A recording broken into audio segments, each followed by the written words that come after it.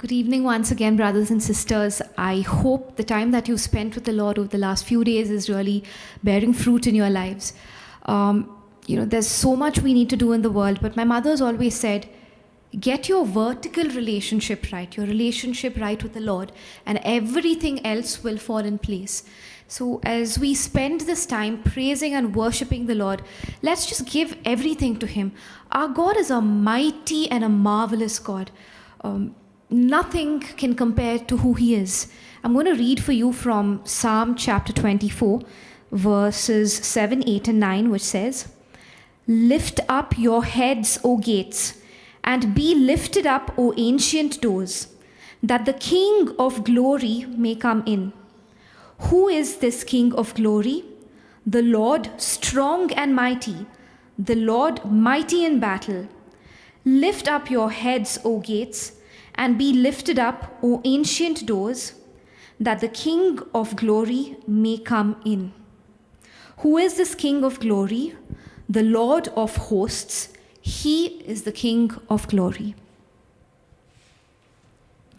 This is the mighty God that we are serving. He is the King of glory. And during the season of Lent, we're just preparing our places for Him to come once again in all His glory. So let's call on this God. Tell Him how marvelous He is. Give Him that space that we would to a king, right? Make Him the most important person in our lives. Let's sign ourselves in the name of the Father, the Son, and the Holy Spirit. Amen. Father God, we surrender our lives to You. We surrender this time that we are giving to You, O Lord. Come and work a miracle in our hearts, Lord, so that we may never ever be the same again, that we may be a new creation, a people that is set apart, and a people that lives its life only for You, O Lord, because we want to live for You. There's nothing else that matters. You are our King and our Master, and we want to proclaim Your glory all day long.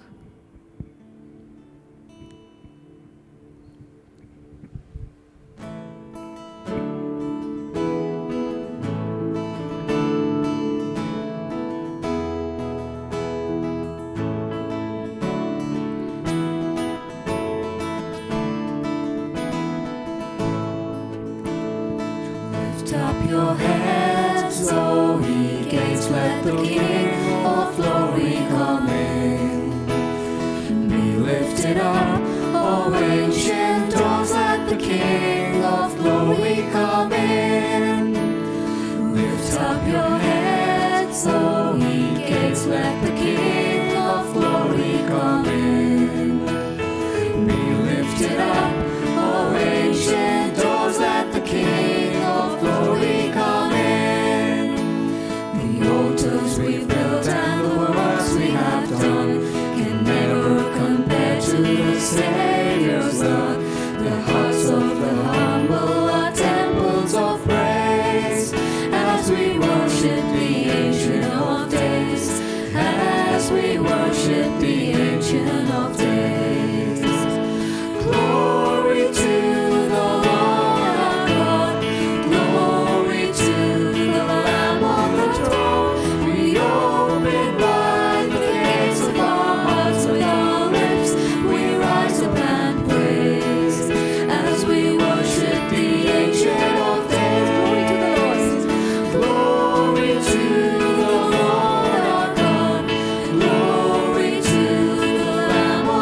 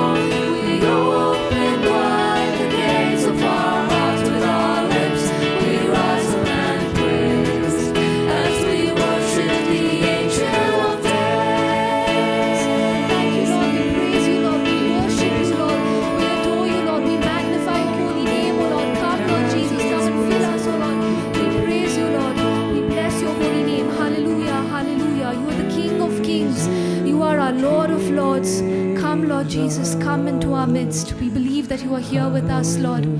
Come, Lord Jesus, come. Fill us with your Holy Spirit, Lord.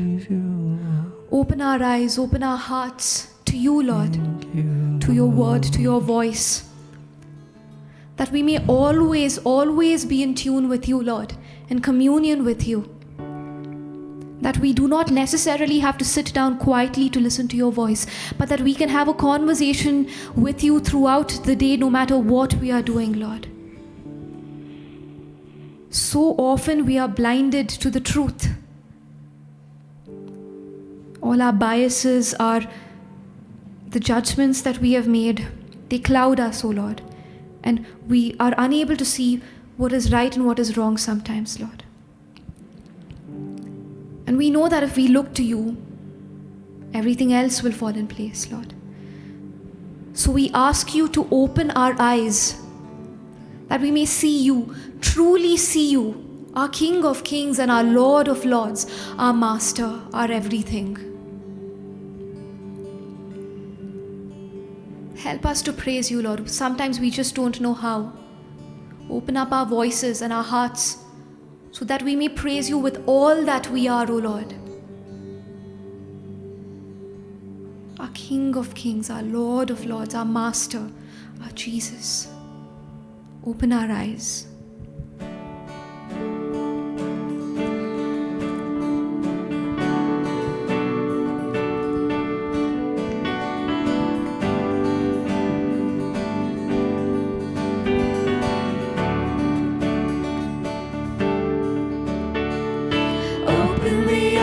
Of my heart, Lord, open the eyes of my heart.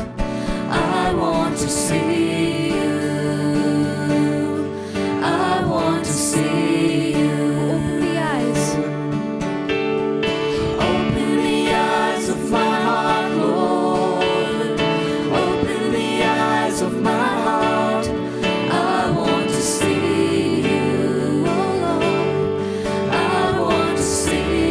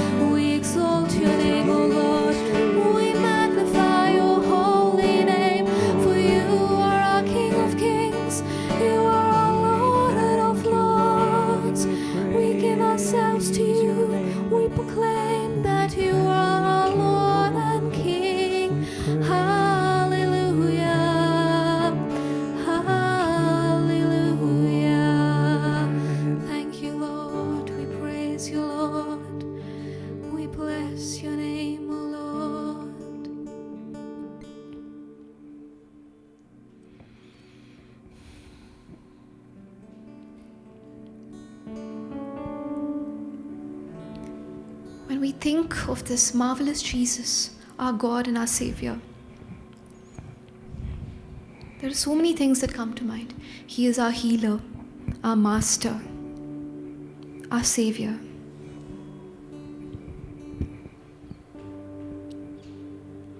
And in His name, there is power.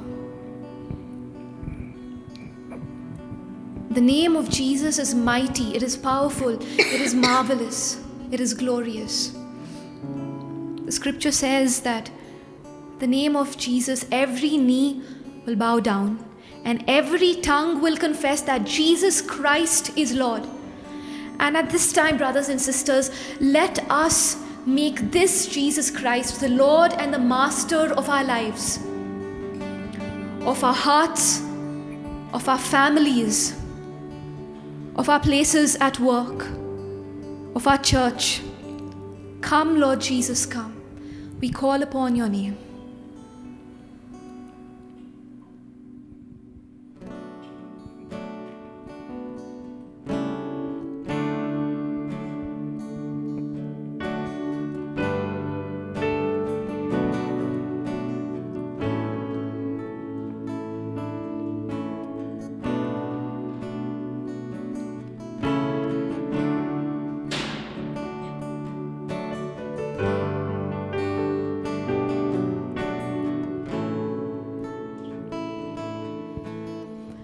You were the Word at the beginning, one with God the Lord Most High. Your hidden glory in creation, now revealed in you are Christ. You are the Word. You were the Word at the beginning, one with God the Lord Most High. Your hidden glory in creation, now revealed in you are Christ.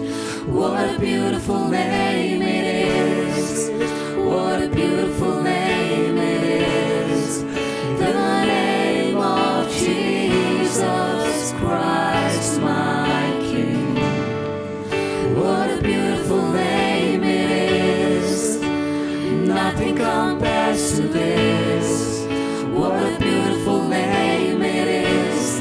The name of Jesus.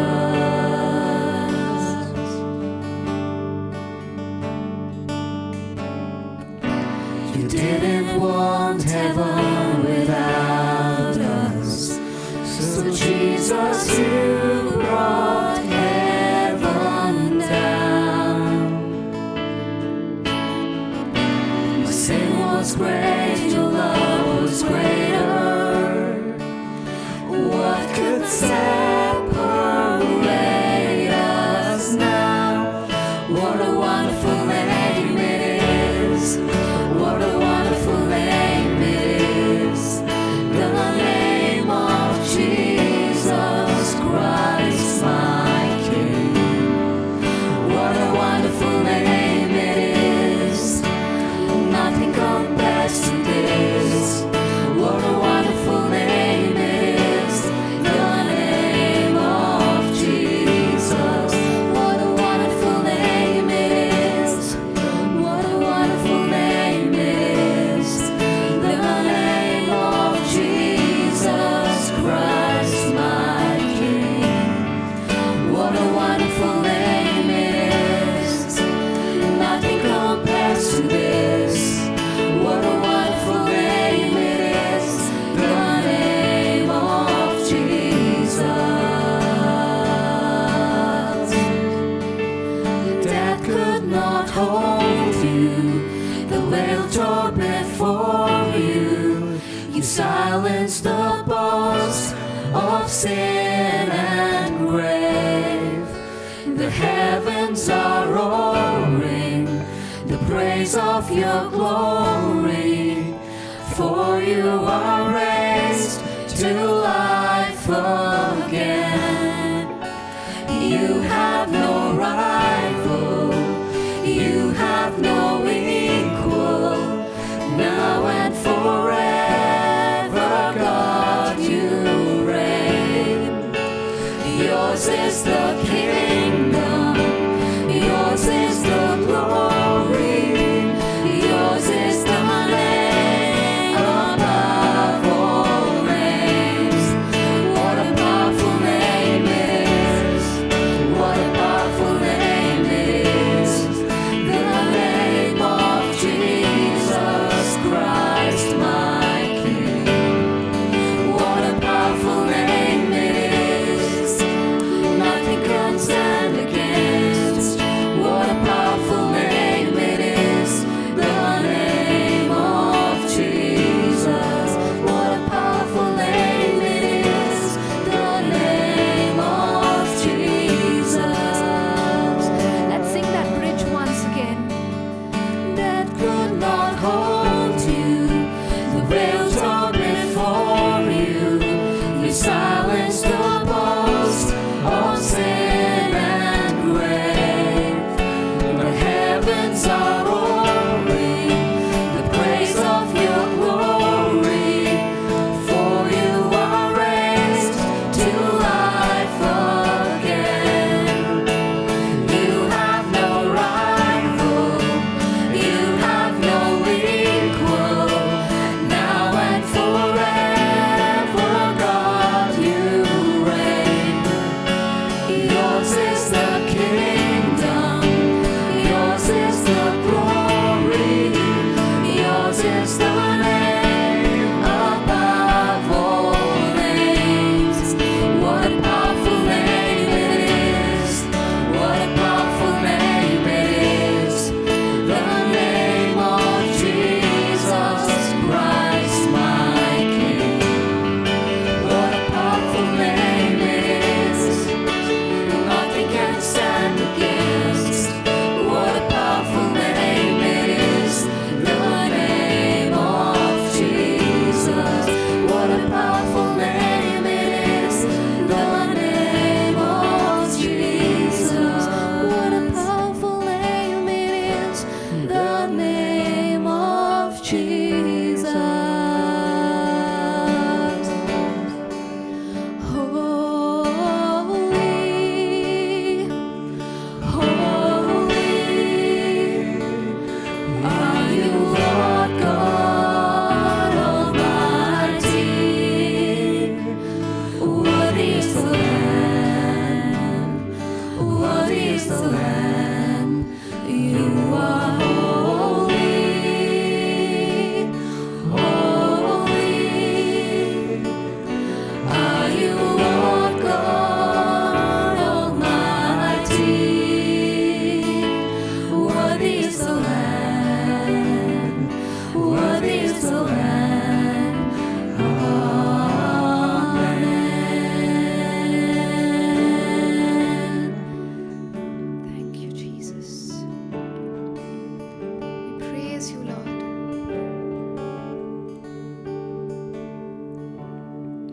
We worship you, O Lord.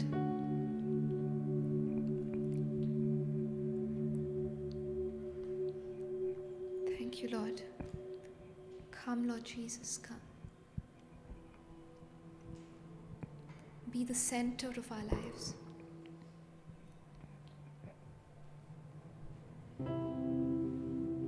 Thank you, Lord. Brothers and sisters, as we sing this next song, Jesus at the center, let's make this a prayer. Let us consciously make the decision to make Jesus the center of our hearts, the center of our lives, our homes, our families, our church, everything. Because when Jesus is at the center and when we give our all to Him, He will take care of everything. We just need to rest in Him.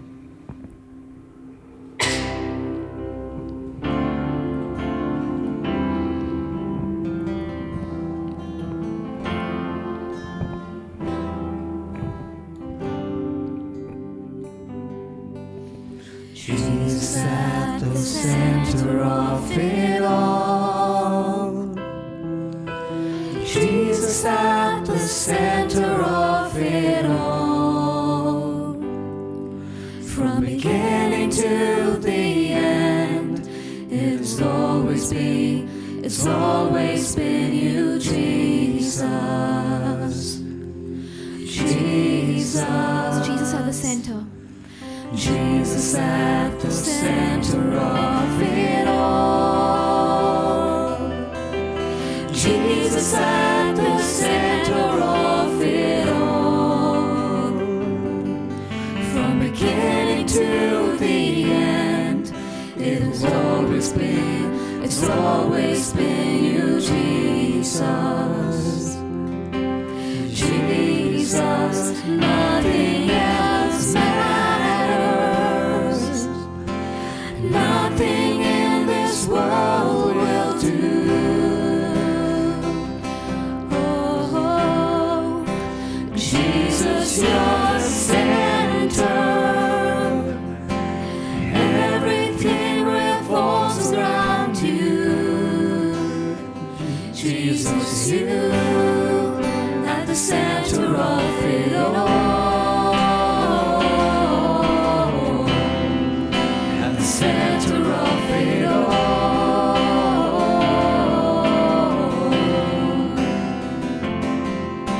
Jesus, be the center of my life. Jesus, be the center of my life. From beginning to the end, it's always been you, Jesus. Jesus, be the center of my life. Jesus, be the center of my life. Jesus, be the center of my life. From beginning to the end, it's always been you, Jesus. Jesus, nothing else matters. Nothing in this world will do.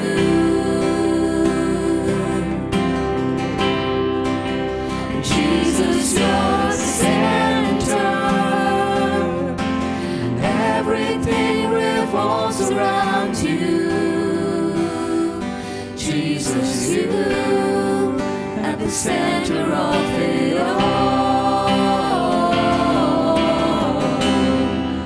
At the center of it all.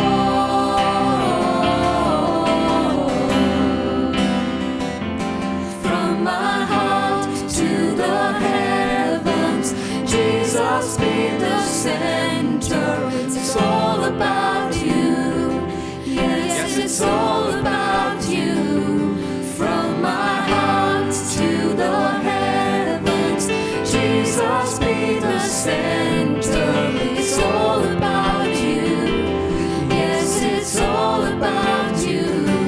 From my heart to the heavens, Jesus, be the center. It's all about you. Yes, it's all about you. From my heart to the heavens, Jesus, be the center. It's all about you. Yes, it's all about you. Jesus, be the center of your church. Jesus, be the center of your church. Where every knee will bow and every tongue shall confess you, Jesus. Jesus, Be the center of your church. Jesus, be the center of your church. Jesus, be the center of your church.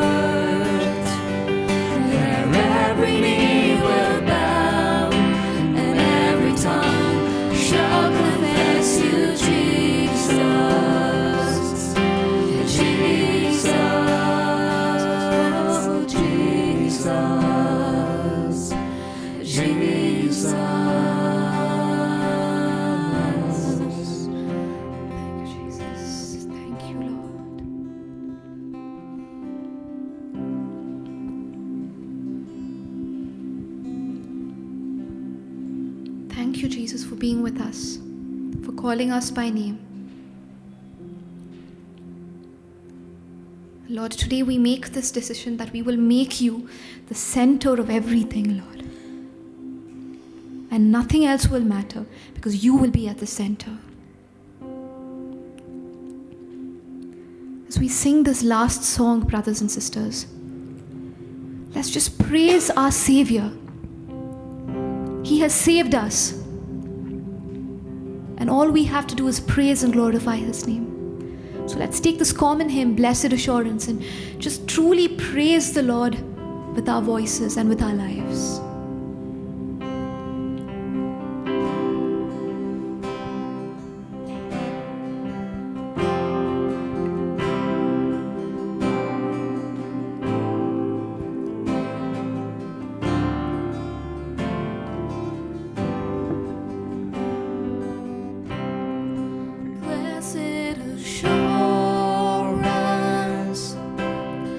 Jesus is mine. Oh, what a foretaste of glory divine, heir of salvation, purchase of God, born of His Spirit,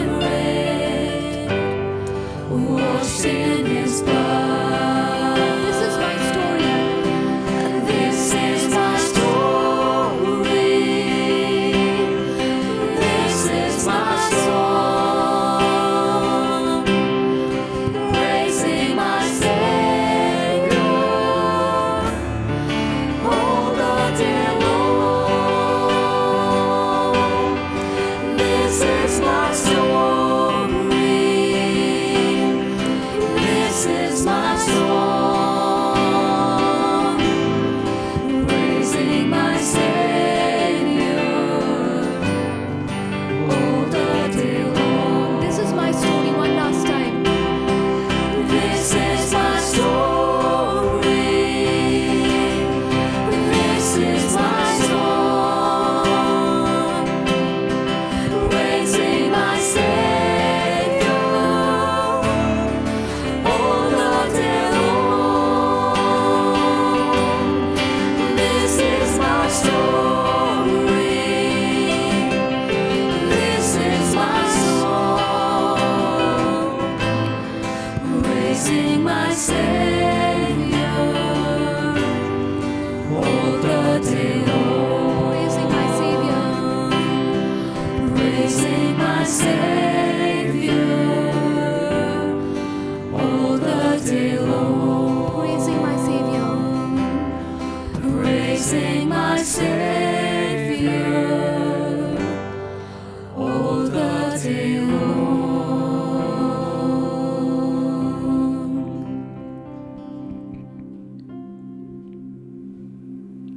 All glory be to the Father, and to the Son, and to the Holy Spirit. As it was in the beginning, is now, and ever shall be, world without end. Amen. Amen. In the name of the Father, the Son, and the Holy Spirit. Amen. Amen. Praise the Lord. Praise the Lord.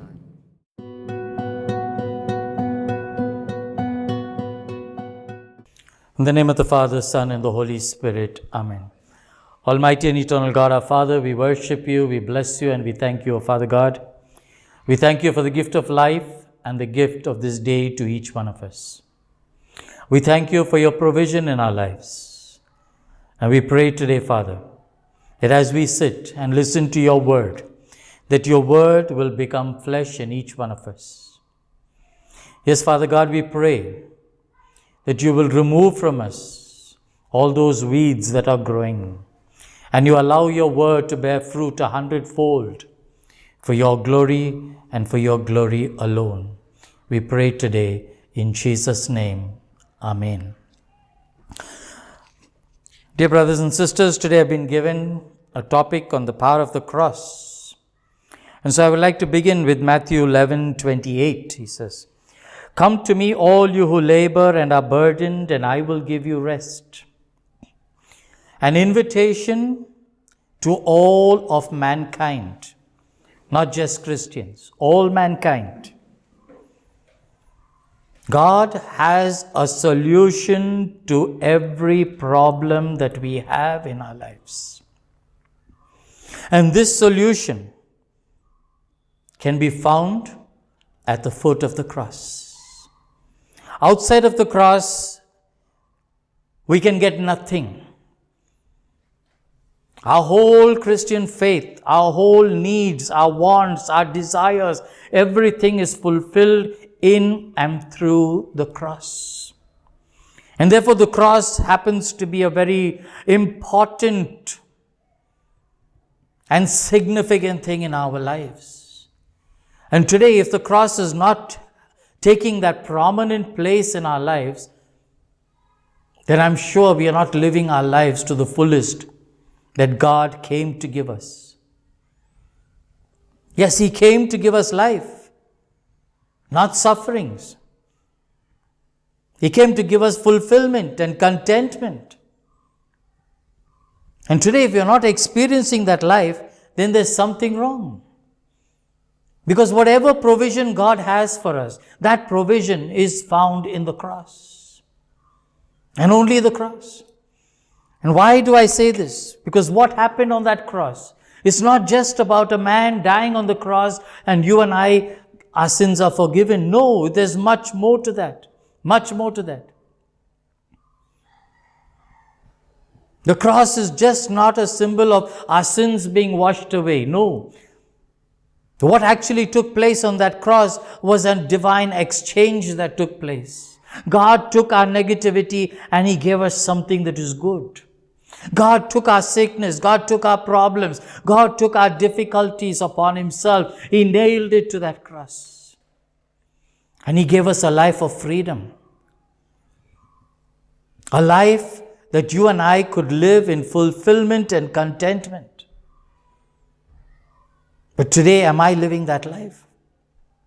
So today we just go through a few of these aspects of the cross because we don't have time to go through all. But I will just touch on a few, the common ones that we are suffering with today, the problems that we are having. And I will show you that those problems and those difficulties have been nailed 2,000 years ago on that cross. And we don't need to carry those burdens anymore. We don't need to carry those problems anymore because we are free of it. Absolutely free of it. The first one, Jesus took upon Himself our sins. Not only our sins, but also it says the consequence of our sins. And He nailed it to that cross. He took it all upon Himself. And today we are washed away. Our sins are cleansed. We are made whole. We are made as white as snow once again. And we are standing there before God. We are made worthy to stand before the Father. If you look at 1 Peter 2:24, he says, He Himself bore our sins in His body upon the cross, so that, free from sin, we might live for righteousness, and by His wounds we are healed. By His wounds we are healed, he says. So not only taking upon Himself all our sins, our shortcomings, our failures, we are also being healed by the wounds of Jesus. By the stripes, he says, you are healed. And today, if you and I are suffering physically from whatever ailment we are suffering from, we have an answer to that, and that answer is the cross of Jesus. He nailed our sicknesses to that cross. He took our illness upon Himself. And today, we can say we are healed only through the stripes, through His wounds. We are healed today. So today, am I claiming that healing in and through the wounds of Christ? Am I claiming that healing in and through that cross? I need to look and see, what place have I given the cross in my life? Why am I suffering today? Why am I suffering today? When He has taken my sickness upon Himself, why am I suffering today? And we look around today and we see the number of people who are being healed. And how are they being healed? It's easy to say, oh, miracles are happening. Yes, miracles are happening, but how? It's because Jesus took it upon Himself. He took it upon Himself so that you and I could live life to its fullest, to the fullest. Not be burdened, not be burdened. The second aspect. Jesus took upon Himself our poverty. He took upon Himself our poverty. So that you and I would not be in need. Would not be in need. This is all that happened on the cross. He took upon Himself our poverty. And when was Jesus ever poor? Many would say Jesus was poor because He didn't own anything on this earth. Jesus was poor because He had to catch a fish and take out the gold coin and pay His tax. But that was, I wouldn't define that as poverty. I wouldn't define that as poverty because all the basic needs were there. We are being fulfilled as He lived upon this earth. But if you look deeper into scriptures, Moses gives us a very good definition of what poverty is. In Deuteronomy 28:48, Moses tells us what poverty is. He says, therefore, in hunger and in thirst and in nakedness, he says, and utter poverty, you will serve the enemies whom the Lord will send against you. This is what he's talking to the Israelites. He says, in hunger, in thirst, and in nakedness, in utter poverty. That is utter poverty. Hunger, thirst, and nakedness. And when did Jesus have all these things? When did He go through these things? When was He in utter poverty? And He was in utter poverty on the cross. On the cross. Jesus experienced utter poverty on the cross. He was hungry. He didn't eat for more than 24 hours from the time He was arrested to being crucified until His death. He was thirsty. John 19:28, He says, I thirst, I'm thirsty. And He was naked. John 19:23. He was crucified naked on the cross. Utter poverty. Why? So that you and I may live a life of abundance. Abundant life. John 10:10b. He says, I've come to give you life and life in abundance. In abundance. Today, am I living that abundant life? If I'm not living that abundant life, there's nothing wrong with God. What is wrong is with me. It's because I am not going to the cross and taking that what is mine. I'm not taking that provision that is there in that cross for me, for my family. And that's why today I'm suffering. I'd like to draw your attention to 2 Corinthians 9.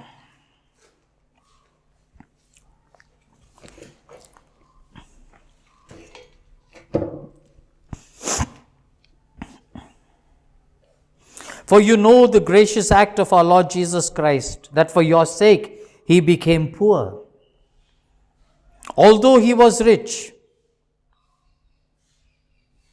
so that by His poverty you might become rich, Jesus. You might become rich. So God has provided for us. God has provided for us in that cross. God has provided for us in the cross. Everything is there for us in that cross. All we need to do is to go to that cross and take that which is provided for us. Can I do that? Or today am I just taking that Have I taken the cross for granted in my life? Have I taken that great sacrifice for granted in my life? Do I even realize what is there for me? What is the provision? What He did for me on that cross? And if I don't, then I'm the loser, not Him.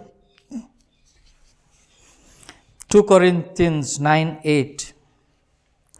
Moreover, God is able to make every grace abundant for you, so that in all things, he says, always having all you need, you may have abundance, he says, for every good work. And that's what God came to give us, abundant life. Abundant life. And therefore He took upon Himself our poverty when He went to the cross. He took upon Himself that poverty so that you and I don't have to live in poverty. You don't have to live in poverty. But God will fulfill our needs. God will fulfill our needs. Because He has provided for us in that cross. We need to go to the cross. We need to go to the cross time and time and time again. We need to go to that cross. For everything we need to go to that cross, because that cross has the total and complete provision for our lives. Total complete. The third aspect of it. He took upon Himself the shame and rejection. Our shame, our rejection, He took upon Himself. Today there are so many people suffering with shame and rejection. There are so many youngsters today suffering shame and rejection. Today the number of counselors that are so full, you don't even get an appointment today because people are full of this rejection and shame. Rejection from parents and friends and siblings and spouse and you name it. They're suffering. Shamed for what they have done, what they didn't do. Hebrews 12 verse 2. For the sake of the joy that lay before Him, He endured the cross, despising its shame, he says. Dying on the cross naked was a shameful event. Shameful event.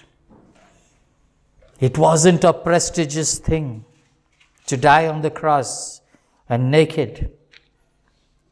It was a shameful thing. And He experienced that shame. That shame that you and I experience today, Jesus took it upon Himself. He experienced it. So that you and I don't have to go through it today. So that you and I could have a life of abundance. A totality. And Jesus felt rejection too. Rejection by His own. Where was His apostles? They all flee. They were in hiding. There was no one there. So where was the others?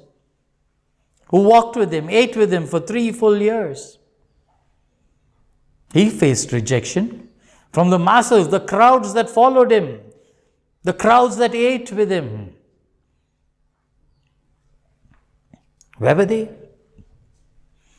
The people who sang Hosanna and brought Him into Jerusalem, where were they? But the worst rejection was when He looked up to heaven for the first time and couldn't see His Father, Abba, where are you? When He began to look and search and see, where are you, Father? What happened? Rejection. And He cried out, the scripture says, with a loud voice, Father, Father, why have you forsaken me? Abandonment. He experienced it. Read Matthew 27, 46 to 50 and reflect upon it. That cry which must have come out from Him, renting the air out there.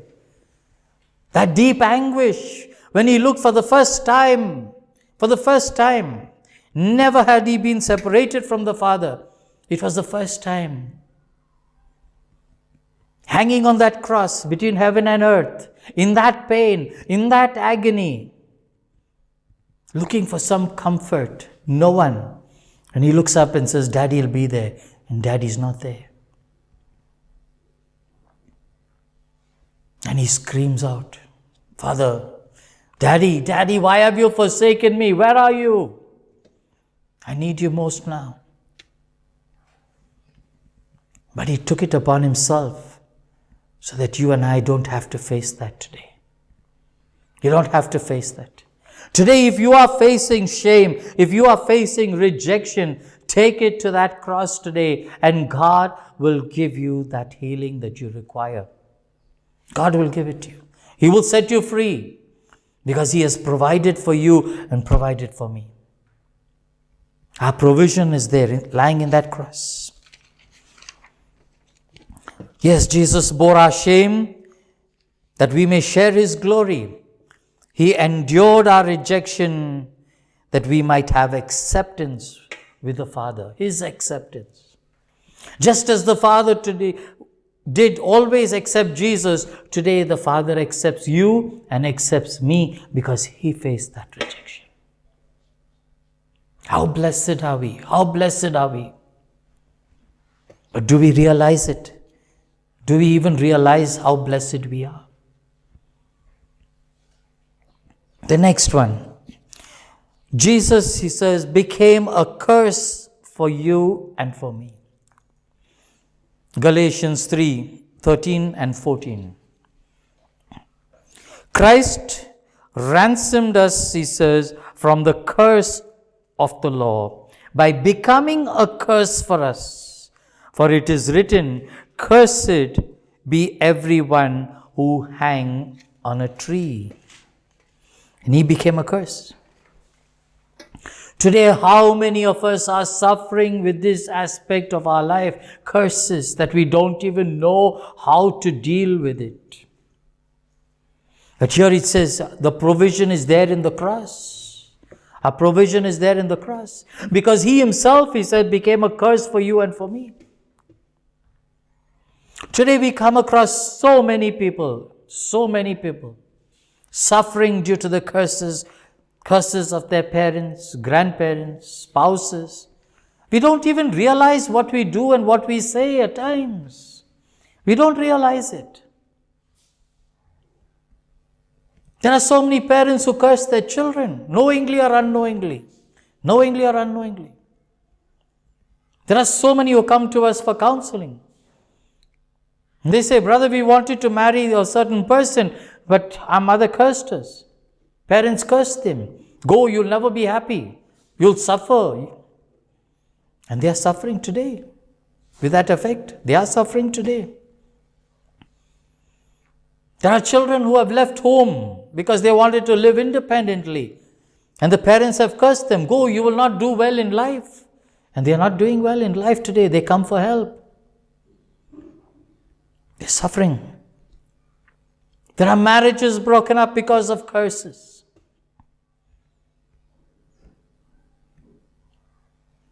And yet we don't know how to rid ourselves of it.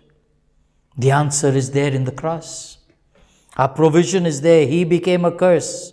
And therefore the curse cannot have an effect on me because I belong to Him. He purchased me. He purchased me. He paid a ransom for me on that cross. And when He purchased me, He ensured that I'm going to have a life of fulfillment and contentment. He ensured that. Imagine, we were dying in our sins. We were dying, literally dying in our sins. We were held captive by the evil one because we were in sin. We were wallowing in sin because we ourselves turned away from Him. We turned away from Him. We chose to go that way, the evil way. We chose Satan over God. And we were wallowing there and we were prisoners there. Imagine this scene. Just imagine it. Close your eyes and try to picture the scene in heaven, what must have taken place when the Father would have approached Satan and said, Gil, release my people. I want my people back. And Satan would have said, sorry, they're mine. Out of their own free will, they are mine. They came to me. They belong to me. And this dialogue must have been going on between the Father and the devil. And finally the Father would have said, okay, what do you want in exchange for my people? And Satan would have said, give me your son. Give me your son. Take these, your people. The son who knew no pain. The son who knew nothing else but love in the bosom of the Father. And here the Father is saying, okay, take my son. Give me my people back. But that wasn't sufficient. That wasn't sufficient. Jesus ensured that we have a life of totality, complete life. A life for peace, joy, happiness, fulfillment and contentment. And that's why willingly he went to that cross to pay the price. Willingly he went. When he went to that cross, he must have had you and me on his mind. He must have been thinking about you and me. He must have been thinking that you and me are going to have a wonderful life because he has paid the price for us. Why today? Why are we suffering? Why is there no peace in our home? What has happened? Today I've come across people, brothers and sisters, I've come across people who don't like to even keep a crucifix in their homes. They don't want it. Even if you gift it to them, they say, no, thank you. There are some who brought crucifixes and gave it to me. I said, brother, we don't want to keep this. There's too much of problems when we have a crucifix at home. So on the other side, this is what the devil is doing. Because we don't know that our provision lies in the cross. Our provision lies in that cross. Everything that we want, everything that we need is there in that cross. And today, we need to bring that cross back into our lives. We need to keep the cross as the center of our lives. If we don't, there's something wrong. There's something wrong. Take a moment, brothers and sisters, and think of that passion that Christ went through. It wasn't easy. It wasn't an easy thing for him to do. The scourging, the crowning of thorns. It wasn't easy. But he went through it only for one reason, so that you and I could live a life that is complete. And that is why today, even when the devil sees the cross, he trembles. He trembles. Why does he tremble at the sight of a crucifix?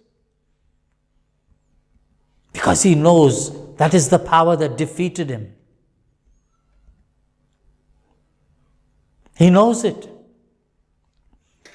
But it's sad that you and I don't know that. The power that lies in that cross, the power that lies in that crucifix.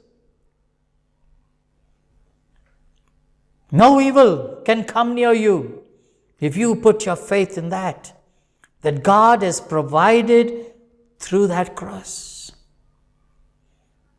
And that's why on Good Friday we venerate the cross. We venerate the cross. I want you to read Deuteronomy 15 to 68, Deuteronomy 28, chapter 28, verse 15 to 68. And you will see a list of curses there. Maybe you can identify some in your own life. But remember, you don't need to suffer. You don't need to suffer. You don't need to suffer financially. Now, God is not promising you big mansions and Benz cars and all that. No. But God will provide for your needs. God will provide it. 100% He will provide it. I'm into missions now. This month I complete 25 years in full-time mission. 25 years God has looked after us. He's provided for my needs. Even the needs of my family, my children's education, God has provided. God has provided. He's never abandoned me. I didn't have to go around with a bowl to beg. But God provided me with everything. I don't own a mansion. I don't own a Benz car. But I have what I need in my life. God provided what I need. And I'm happy. I'm contented. I don't need anything more. And therefore today, brothers and sisters, I want you to look into your own lives and see. Look into your own lives and see. Today, am I ready to accept what God is providing through the cross? Or am I still living my life independently? Am I still going back into those old ways? Am I selling myself again into slavery? Am I turning away from Him, from God? If you look into scriptures, Jeremiah 2:13, he says, only two evils have my people committed. And we are still committing it even till today. These two evils. He says the first one is they have forsaken, he says, the source of living waters. The source, the fountain of living waters, he says, my people have forsaken that and gone their way. And the second evil, he says, they have built cisterns for themselves. They have built, tanks for themselves to store water, he says. But those tanks cannot store water because they are leaking tanks. What does he mean by this? He says, we have forsaken Him who's a provider in our life. We have forsaken Him, the Father, who wants to take care of us. And we are trying to be self-sufficient by digging cisterns, by saving up things there, thinking we are self-sufficient. We don't need the living waters. We want to be self-sufficient today. I've got enough bank balance. I've got enough properties. I got enough fixed deposits. I'm okay. I'm fine today. I don't need God in my life. Money cannot buy happiness. Money cannot buy peace. Money cannot buy joy that comes from the Holy Spirit. Money cannot buy fulfillment and contentment. We need God in our life. And we need to forsake that cisterns that we have got, that trying to live independent lives. That is the sin. That is the sin in our lives, that we turn away from Him. We turn away from the Father, just like the prodigal son. We say, no, sorry, give me my share. I want to go away. I don't want to stay with you anymore. And finally, where do we land ourselves? In trouble, difficult times, searching for preachers, running from retreat center to retreat center, all because we did not put our faith there in God, because we did not trust Him enough. We didn't realize the power that was there in that cross for us, our provision for us. We didn't realize it. We go hither and thither searching. We put our faith into human beings, into preachers. It doesn't work that way, my friends. It doesn't work that way. Preachers are here today, they are gone tomorrow. The only one who remains is God. God remains forever. And God is ensured, Jesus has ensured that you and I can have a beautiful life if we only put our trust in Him. Because He has provided for us. And we need to accept, go to Him, go before that cross, kneel before that cross, and accept this provision in our lives. Thank Him for it. Thank Him for it. Today, each of us may be having a special need in our life. Now, whatever that need is, I think you need to bring it before the Lord. Whatever that need may be. Because every need in our lives, whatever you can think of, is there in the cross. Your answer is in the cross. And you need to look at that cross today. You need to go back to that cross today. You need to go back to the Lord today and thank Him for that cross. Yes.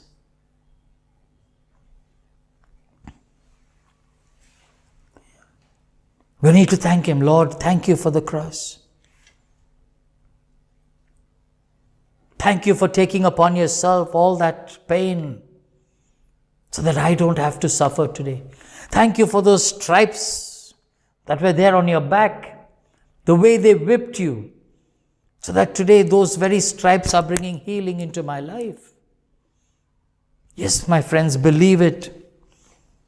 There are patients, cancer patients who are being healed today. So many of them, not one or two. There are so many of them. There are so many who are sick. I give you one example of a person who was dying with COVID in Kolkata. Doctors had given up hope. Family had given up hope. Because it became such a complicated case that even the doctors said, we have not come across such complication before in a COVID-19 case. And they called at that time and asked for prayers. And I told them the same thing. Provision is in the cross. We're going to pray today. Let the power of the cross be released into your lives. And the team prayed. For a week we prayed. Continuously we prayed. We stormed the heavens. And finally, he came out of it. And when they went to thank the doctors told them, we did nothing. We were doing only trial and error. There is no textbook on this because you are the first of its kind who was so complicated. Thank the God you all prayed to. A miracle. God heals even till today. God heals. Yes, He does. I can give you a whole number of cases of cancer and heart ailments and kidney problems and kidney stones and you name it. Why? Because God took our sickness upon Himself. Whether it's the smallest one or the biggest one, He has taken it upon Himself. And He can heal you. If only you accept His provision in your life. Thank you, Lord, for your wounds that you have taken. Thank you. You need to thank the Lord for that. Because it is for you and for me. It's for you and for me. Take it personally. That sacrifice on the cross was personal. Personal. He died for me. And that's what you should be saying. He died for me. Forget about the whole world. He died for me. That cross was for me. On that cross is my sickness that is nailed. Thank you for that. Thank you, Lord, for becoming poor so that I may have self-sufficiency today. Thank you. How many times have we thanked Him? Have you and I ever experienced such poverty that He went through? Thank Him. Thank Him for that provision in the cross today. That by His suffering, by Him enduring that poverty, you and I can be self-sufficient. Our needs can be met. I'm not talking about greed over here. I'm talking about our need. God satisfies our needs, not our greed. No.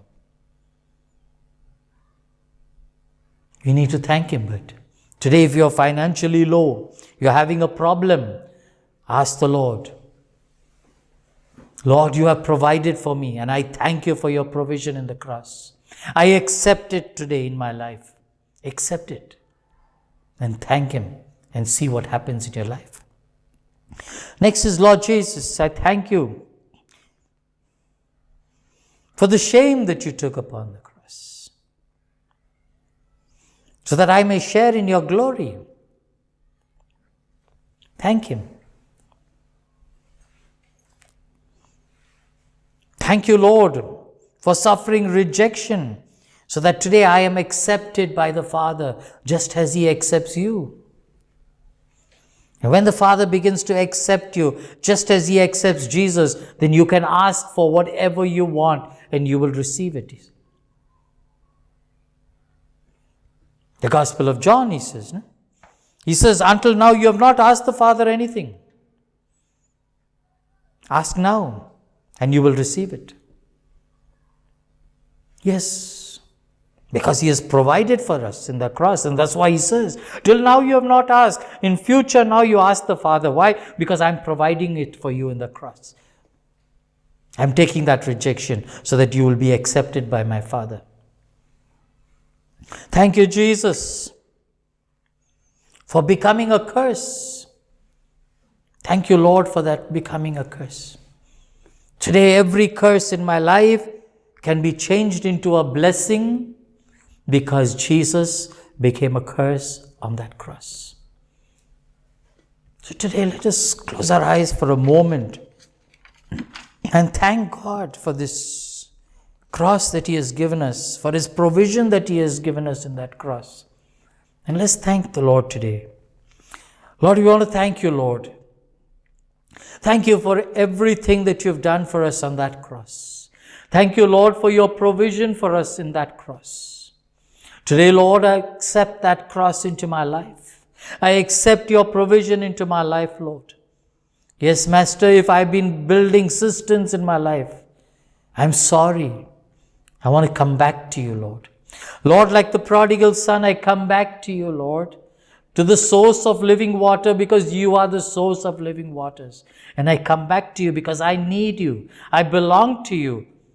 You died, you purchased me. I am yours, and yours I will be for all eternity, Lord. Lord, put your hand upon me, Lord. Put your hand upon me, that I may be blessed, that I may never forsake the cross, but rather I would fall in love with it daily more and more. In Jesus' name we pray. Amen.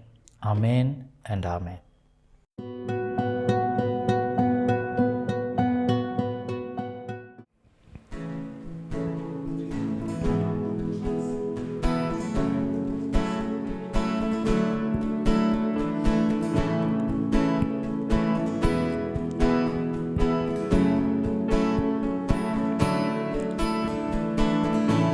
Blessed be your name in the land that is plentiful, where streams of abundance flow. Blessed be your name. Blessed be your name when I'm found in the desert place. Though I walk through the wilderness, blessed be your name. Blessing you pour out, I'll turn back to praise.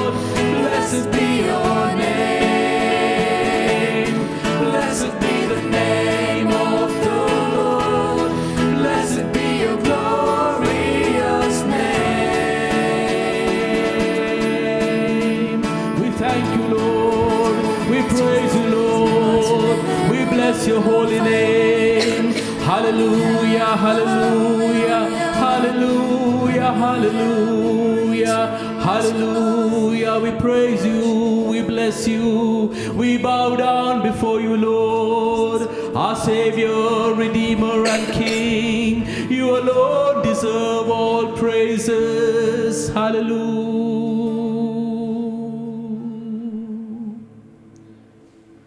For you are great, you do miracles so great. There is no one else like you. There is no one else like you. For you are great, you do miracles so great.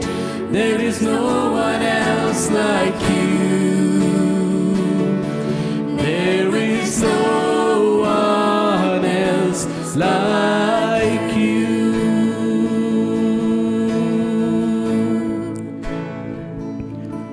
You deserve the glory and the honor as we lift our hands in worship, as we lift your holy name. You deserve the glory and the honor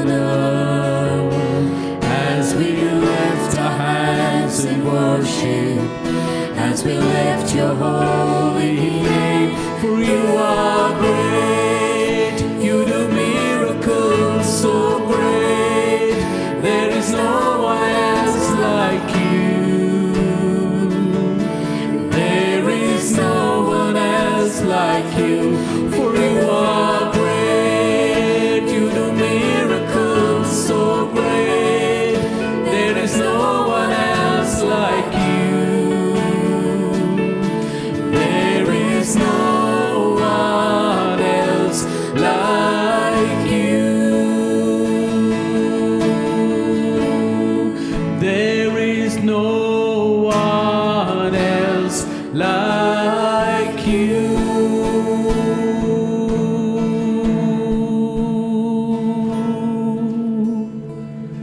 Lord, we ask you to continue to speak to our hearts.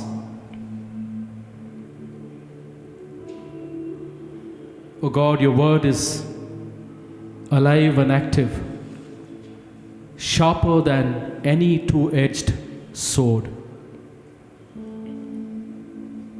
piercing to the division of soul and marrow,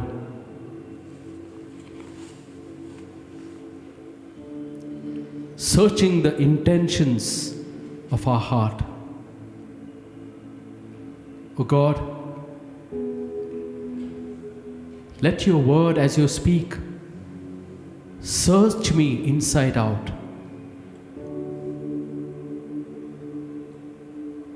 and enable me to come back to you, to accept you as my Lord, my Savior, and as my King.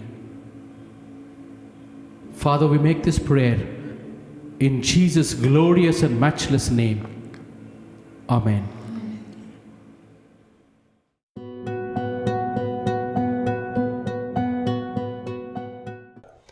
In the name of the Father, and of the Son, and of the Holy Spirit. Amen. Loving Father, we thank you, and we praise you, and we glorify your holy name for enabling us to come again into your presence. O Lord, we know that though we are not together physically, we still believe that you are present among us, because people all over the state who are participating in this retreat are one in heart and in mind and in spirit. And hence, Lord, though we are separated physically from each other, still we are one in the spirit, and we believe you are present among us. Oh God, we thank you and we praise you for the way you've been ministering to us through various men and chosen vessels of yours. Oh God, we ask you to teach us again as we continue to listen to your word. In Jesus' holy name we pray. Amen. I am sure this retreat, this family retreat, has been a great blessing to us, to you personally and to your entire family. And today, family is one institution that the enemy is constantly trying to subvert, destroy. Because the enemy knows that if the family is destroyed, the entire church is destroyed. Church is nothing but coming together of families. And if individual families are destroyed, eventually the church would be destroyed. And that is the purpose of the enemy. And that is why the KRST, the governing body in the state, prayed and discerned that we need to have this retreat. And I believe so far it has been a great blessing to us. This evening, I shall be sharing on a topic, the power of His resurrection. It is so important that we as Christians experience this power. And we will see in a while how God makes an unimaginable, a tangible difference in our lives because of His resurrection. There was a class of small children, and it was Easter season, and the teacher wanted to know the little children. I think they were all in upper KG class. The teacher wanted to know how much the children knew about resurrection, what they knew about resurrection. And so she distributed small boxes to these children in the class and asked them, go out and collect things that are symbols of life. And the children went about full of life, very happy to go out into the field and into the garden and fetch different things.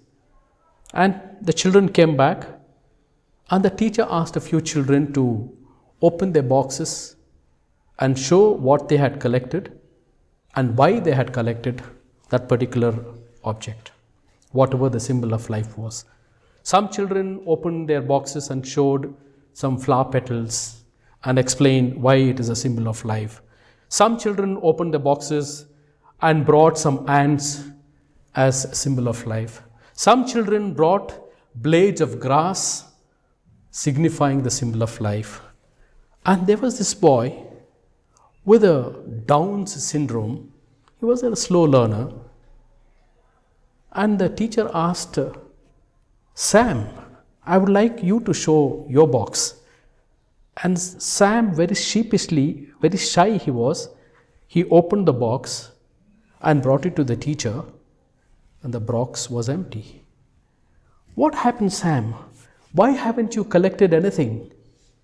And the boy very shyly said, Ma'am, the tomb was empty. And I would say, though this boy had health issues, with Down syndrome, he understood what true meaning of resurrection was. Indeed, because the Lord's tomb was empty, you and I are able to hold on to the faith today. If I am holding on to the faith, I am experiencing the grace and the lifeline of God operate through me, it's because of Jesus' resurrection, because His tomb was empty. Paul very beautifully says that if Jesus had not raised from the dead, the whole account is given in 1 Corinthians chapter 15, a beautiful explanation. If Jesus had not raised from the dead, our faith would be futile and we would be misrepresenting God in a way. How true.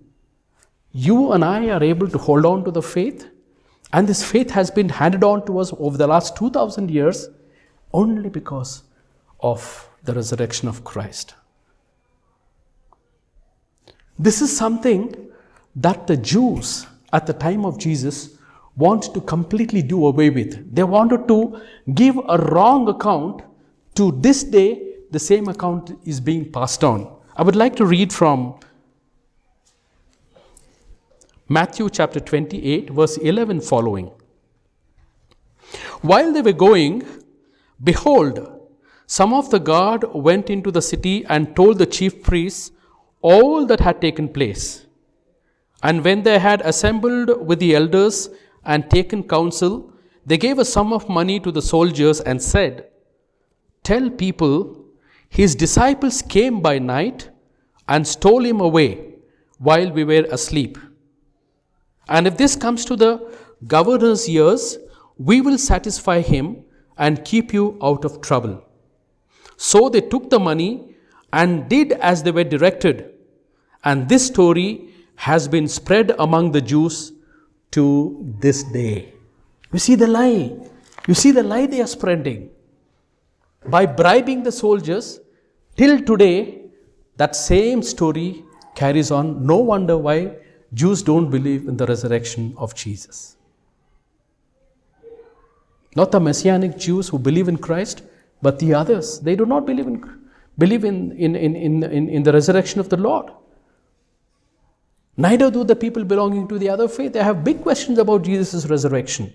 But for you and me, Jesus is alive, rose victoriously from the grave on the third day, and we will see how does it impact us. What does the resurrection of Jesus mean to you and to me? The first thing, the resurrection of the dead assures of a resurrection of my own body.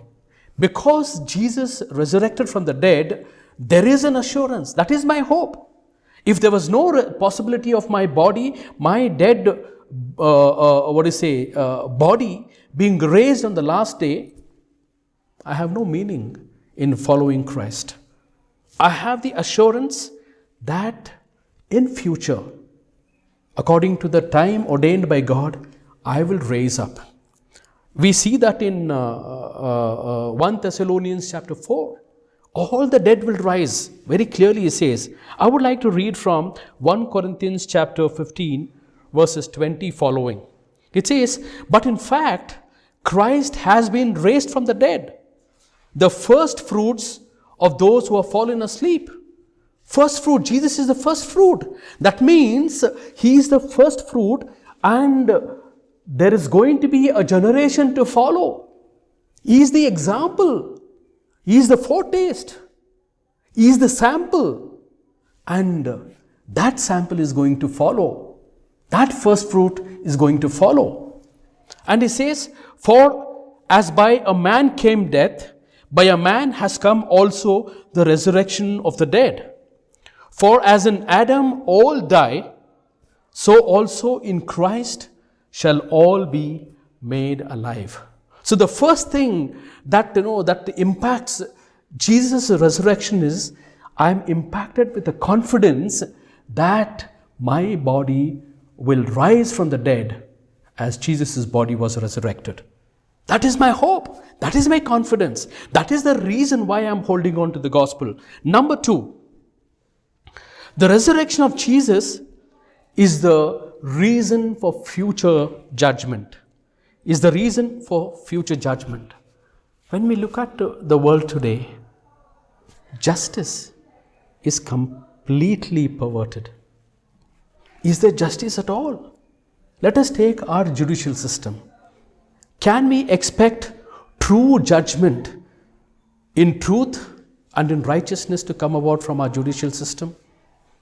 Is there justice in our society? Can we expect justice to happen? I don't think so. Very difficult. 2 Corinthians chapter 5 verse 10 says, "For we must all appear before the judgment seat of Christ, so that each one may receive good or evil according to what he has done in the body." Which means God's justice will ultimately prevail. Because Jesus rose from the dead, God's justice, though we may not see in this present world, ultimately God's justice will prevail. How beautiful. That is my second confidence. That is my second hope. Not only my body will rise like Jesus has promised, but that I can look forward to righteousness and justice of God. It will come one day. And number 3, it gives me power to live a Christian life.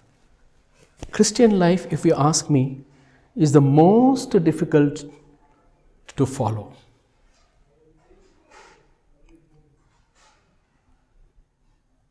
It's not a matter of observing rules and regulations. It is not, Christianity is not about following external observations.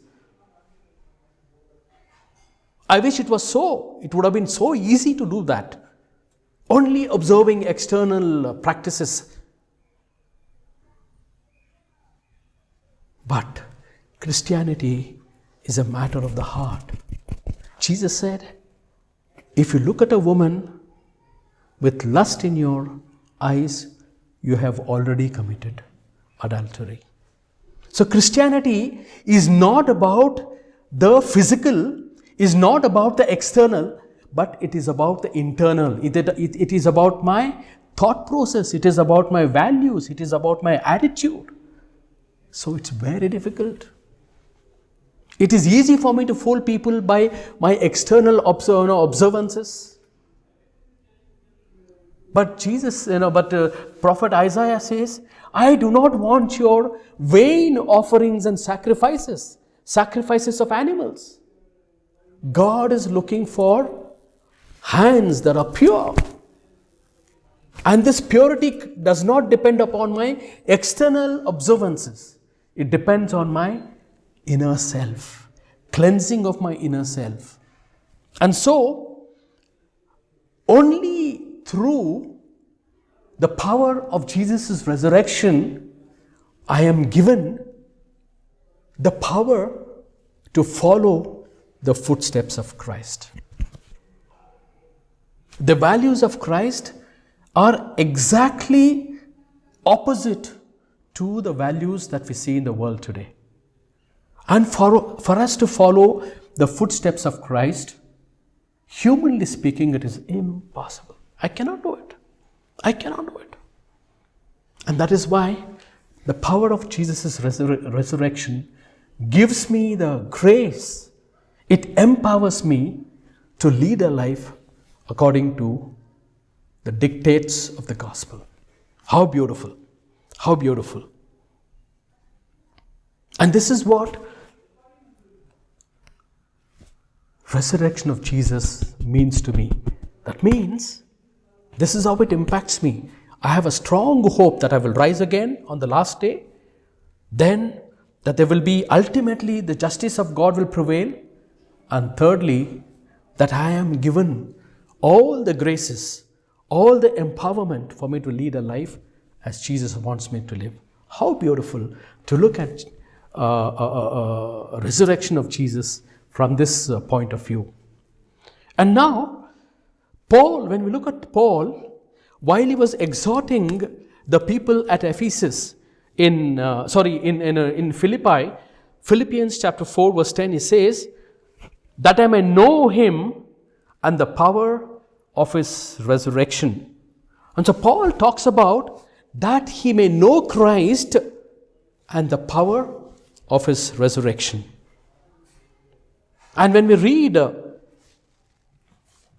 few verses before that, chapter 4 of Philippians,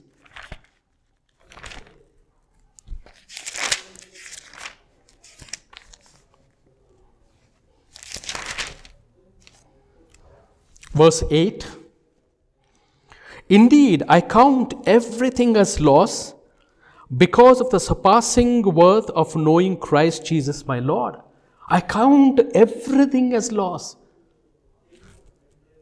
For his sake, I have suffered the loss of all things and count them as refuse, in order that I may gain Christ and be found in him, not having a righteousness of my own based on the law, but that which is through faith in Christ, the righteousness from God that depends on faith, that I may know Christ and the power of his resurrection, and may share his sufferings, become like him in his death, that if possible, I may attain the resurrection from the dead. How beautiful. He says, I have foregone everything. I have lost everything for the surpassing knowledge of knowing Christ and the power of his resurrection. Is this our heart cry? In a few weeks' time, we shall be celebrating Easter. We shall be going through the Holy Week. We shall be going through the experiences of Jesus, his suffering, his passion, his suffering, his death, ultimately culminating in his resurrection. What is the power of the resurrection that Paul is talking about? The first thing that he's talking about, that I may know him. What is this? What does it mean to know Christ? In the world today, I would like to read a scripture from Jeremiah chapter 9, verses 23 and 24. Thus says the Lord, let not the wise man glory in his wisdom. Let not the wise man glory in his wisdom. Let not the mighty man glory in his might. Let not the rich man glory in his riches. So God is saying, let not men glory in their wisdom, in their power, in their might, and in their riches. But let him who glories, glory in this, that he understands and knows me. You see, the first thing he says, that he may understand God and know him. That I am the Lord who practices steadfast love, justice and righteousness in the earth, for in these I delight, says the Lord. God is not delighting in riches, in wisdom, and in power of man. When we look at ourselves, what inspires us? We look at people's power and we admire them. We look at people's wisdom and we admire them. We look at people's power, ability to influence people, ability to get a lot of people rally around them, and we admire them. Wow, what a powerful person. We look at people who are handsome and beautiful, and we admire them.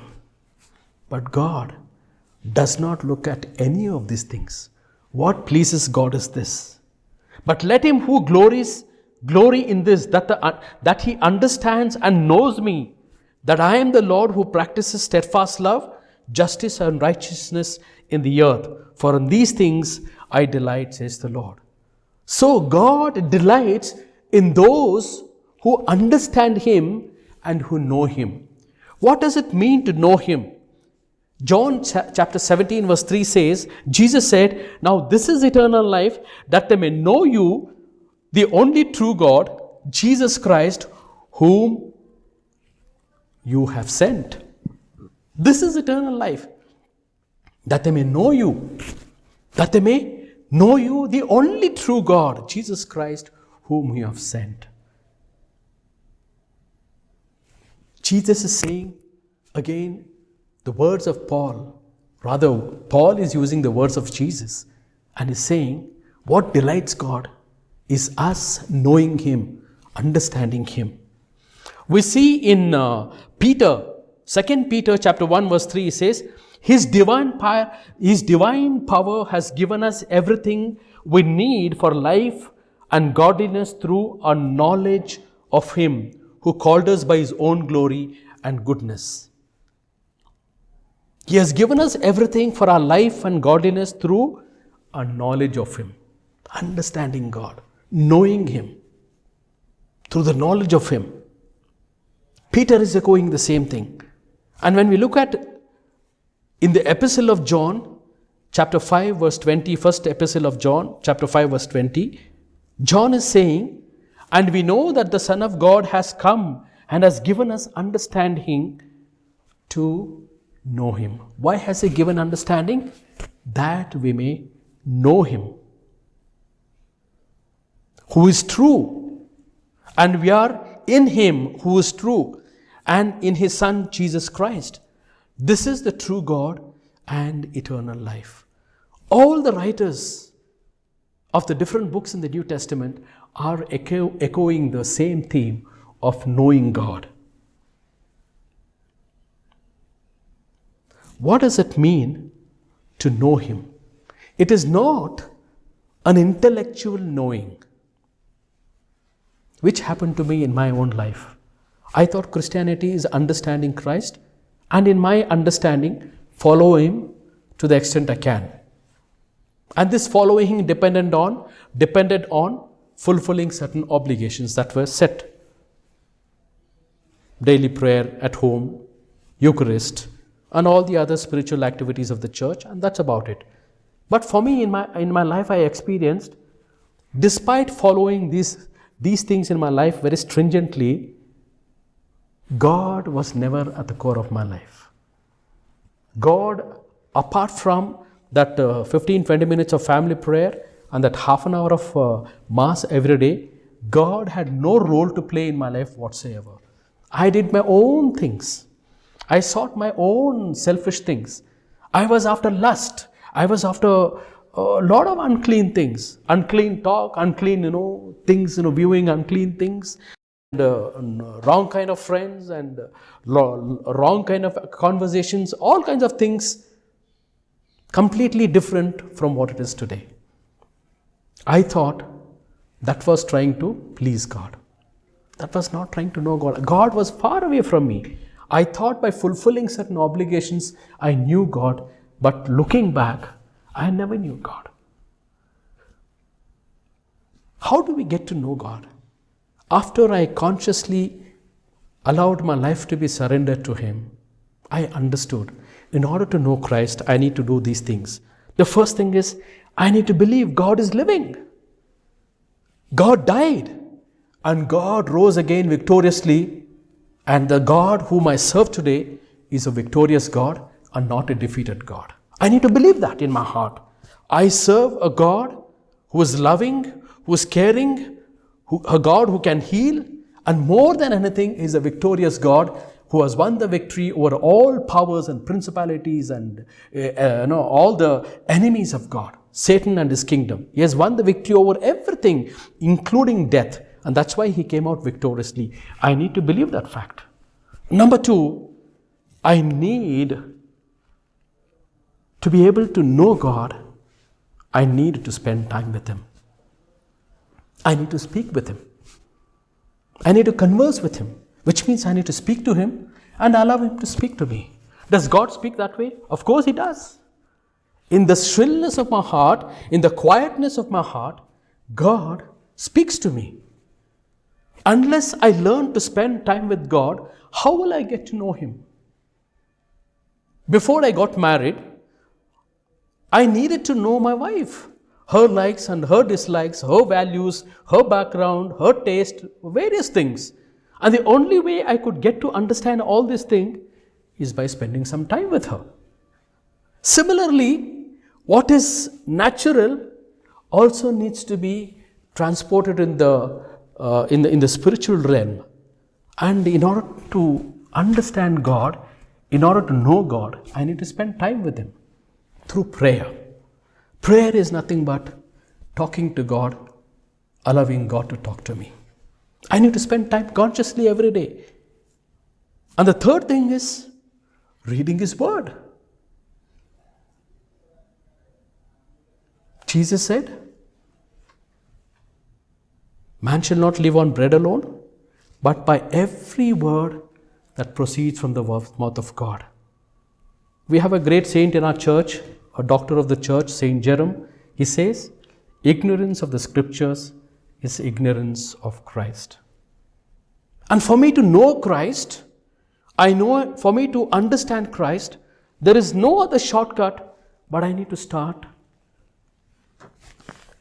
in a systematic way, start reading His Word. When I read His Word, I begin to understand the nature of God, the heart of God, what God wants me to do, how God wants me to live, how God wants me to be an agent in His hands. Everything God will teach me when I read His Word. Unfortunately, this most coveted and the most important book for our living is also the most neglected book in our church today. Very sad. Thank God, through various commissions, at least once a year, the faithful are constantly reminded, come back to the Word, come back to the Word, come back to the Word, come back to the Word. And I would say, dear brother and sister, whatever you're watching this program from, maybe through your mobile phone or maybe on the television, God is speaking to you and saying, my dear child, come back to me.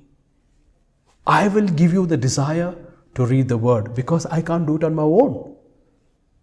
This was my problem. I barely started reading for 5 minutes. I would go like this. Everything else, novels and storybooks are all no problem. But the moment I read the Word, in a few minutes time, I feel like, and even when I'm able to read, many things I don't understand. So I look at the Holy Spirit, who is the author of the Word. Holy Spirit of God, teach me that I may understand, and through the Word, understand my Savior Jesus, the Father, and you. Help me to understand. So the first part of knowing, the first part of Jesus' resurrection was for what reason? That we may know Him. And the second part is the power of His resurrection. That's what Paul talks about. Paul said, that I may know Him and the power of His resurrection, that I may know Him. So we were talking about the first part of the desire of St. Paul, of knowing Him, and now we come to the second part of experiencing the power of His resurrection. What is the power of His resurrection? When we look at Ephesians chapter 1, verse 18 and 20, Paul says, having the eyes of your hearts enlightened, having the eyes of your hearts, our inner being enlightened. Having the eyes of our hearts being enlightened, that you may know what is the hope to which He has called you, what are the riches of His glorious inheritance in the saints, which He accomplished in Christ when He raised Him from the dead and made Him sit at His right hand in the heavenly places. So he very clearly says that through the resurrection of Christ, our inner eyes are being enlightened, so that we may understand the glorious inheritance that we have in Him. And the power that God has given us to be able to sit in the heavenly places with our Savior. What is the power of resurrection? The power of resurrection is not just about, sometimes we get mixed up with the charisms. We think, as a result of Jesus' resurrection, we can heal people, we can deliver people, we can perform miracles, and we can speak in different tongues, and we can give prophecy, and we can interpret the prophecies of people, we can give words of wisdom and all of that. In a way, yes. But these are not the primary things. These are actually the charisms, the spiritual gifts of the Holy Spirit. When we receive the Holy Spirit, and that's what happened on the day of the Pentecost, when we receive the power of the Holy Spirit, these are the signs that will happen to us. The Holy Spirit gratuitously, freely gives these gifts for the upbuildment, for the building of the body of Christ. I'm not talking about this. The power of Jesus' resurrection, what does it mean to us? What do we experience? The first power of Jesus' resurrection is the power to have our sins forgiven. There are the other people, they don't have this concept. They don't have this belief. Which is why to be able to have their stains washed, sins washed, several times they have to go to the Ganges. As if that polluted river, polluted water body can take away the sins of our lives. Nothing can cleanse us. Scripture says in Hebrews chapter 9, I think around about verse 26 and 27, unless without the shedding of the blood, there is no remission for sins. Without the shedding of the blood, there is no remission for sins. The first thing, the power of resurrection is the power to have our sins forgiven. Because Jesus rose from the dead, my sins, there is power for Jesus to forgive me my sins. How beautiful. Romans chapter 4 verse 25 says, who was delivered up for our trespasses and raised for our justification. Jesus went to the cross for my sins and he was raised for my justification. So which means God only through his resurrection can forgive me my sins. That is the first power. The power for my sins to be forgiven. And the second power is the power to conquer sin. Power to conquer sin. Ephesians chapter 4 verse 24 says, and to put on the new self, created after the likeness of God in true righteousness and holiness. Put on the new self, created after the likeness of God in true righteousness and holiness. Which means when we accept Christ, when our sins are forgiven, we put on a new garb of righteousness and the likeness of God. Which means my natural self, which is sinfulness, my natural garb, which is brokenness and sin, has been replaced with the likeness of God and the righteousness of God. Which means I am able to overcome sin. So I have the power to overcome sin. In my own life, I was struggling with a particular sin for very many years. I would say at least for 8 or 9 years. I went for confession week after week, week after week. No deliverance. Maybe with my own willpower, I did not understand better. Maybe I overcame this particular habit. Maybe for 1 month, 2 months, with a lot of willpower, grinding my teeth, I said, I'm not going to give in to it. But I would fall the 4th month or the 5th month. Worse than ever before. And there are times I used to sit in my bed and wonder if there is freedom at all from this sin in my life. Thanks be to God. When I came to Jesus and gave my life to Him, this particular sin I was struggling with, for almost 8-9 years, just was taken away almost like overnight. And in these 40 years since I'm walking with the Lord, I can count the number of times, probably with my 10 fingers, the number of times I have fallen into this sin. That is how God is gracious. He gives us the power to conquer sin in our lives. We are no more weaklings giving into the same things again and again and again and become a slave to those sins. What power that is. And the third power of Jesus' resurrection that we can experience is the power to be God's agents. Once upon a time, we had no time for God. We had no thought for God. No thought for God. We had no thought even about being an instrument of God and doing His work. By virtue of the power of Jesus coming into our lives, the power of His resurrection coming into our lives, automatically, without us wanting to be one, we become the agents of God. How beautiful. We become His instruments.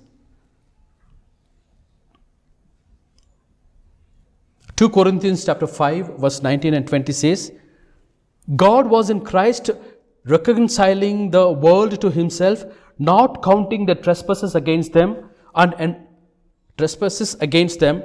entrusting to us the message of reconciliation. So we are ambassadors for Christ, God making His appeal through us. we beseech you on behalf of Christ, be reconciled to God. He says in chapter 12, verse 9, he says, my grace is sufficient for you. My power is made perfect in weakness. Therefore, I will boast all the more gladly of my weaknesses, so that the power of Christ may rest upon me. So, basically, despite all my weaknesses, that weakness, God will convert them into my strength, into my possibilities. Impossible things will become possibilities. As a result, I will become an agent of God. I will become the carrier of good news. Thus, I become His ambassador. That is the power that God gives me. I become His ambassador. The fourth one is, we have the power to be conformed to His likeness. I no longer belong to my own image. It's not my image any longer. That's why Paul says, it's no longer I who liveth, Christ lives in me. Which means, I put on the very image of Christ. I would like to read from 2 Corinthians chapter 3:18. It says, and we all with unveiled face, beholding the glory of the Lord, are being transformed into the same image from one degree of glory to another. For this comes from the Lord, who is the Spirit. That means we are all transformed from one degree of glory to another, putting on the very image of God. And the last power that we can experience is the power to overcome Satan and all his works. Luke chapter 10 verse 19. Behold, I have given you authority to tread upon serpents and scorpions and over all the power of the enemy, and nothing shall hurt you. How beautiful. He has given us the power and the authority over things of the enemy and over the enemy himself. Nothing we can, Jesus is saying in Luke 10:19, he says, we can tread upon serpents and scorpions and over the power of all the enemy, and nothing shall harm us. What authority! I have seen, I don't belong to the healing ministry or the deliverance ministry, but when there is nobody else to pray, in some of the retreats that I have gone to, some of the programs I have gone to, when there is a need for the people, God will use this sinful instrument to be able to reach that person, either through a healing or even through a deliverance. I have seen this happen in my... I cannot boast of having, the power of deliverance and the power of healing. I don't claim that at all. God forbid I say that. It's not that. God uses His people to be able to reach the people so that the power of God reigns supreme. And so to sum up, the first part of the power of resurrection is to know Christ, and the second part is to experience the power of His resurrection in our lives through the knowledge that we have power to our sins to be forgiven, number one. The power to conquer sin, number two. The power to be conformed into His image, to be fashioned in His image. Number four, to become His ambassadors and His agents. And lastly, to have power over things of enemy, over the things of the enemy and the enemy himself. Wow. And as we are about to celebrate Easter, I pray, go through the scriptures that has been quoted, go through these teachings once more and say, Lord, let what this brother has spoken become a reality in my life and in my family. May God bless you and use you powerfully for His glory. Amen. In the name of the Father, and of the Son, and of the Holy Spirit. Amen. Praise the Lord.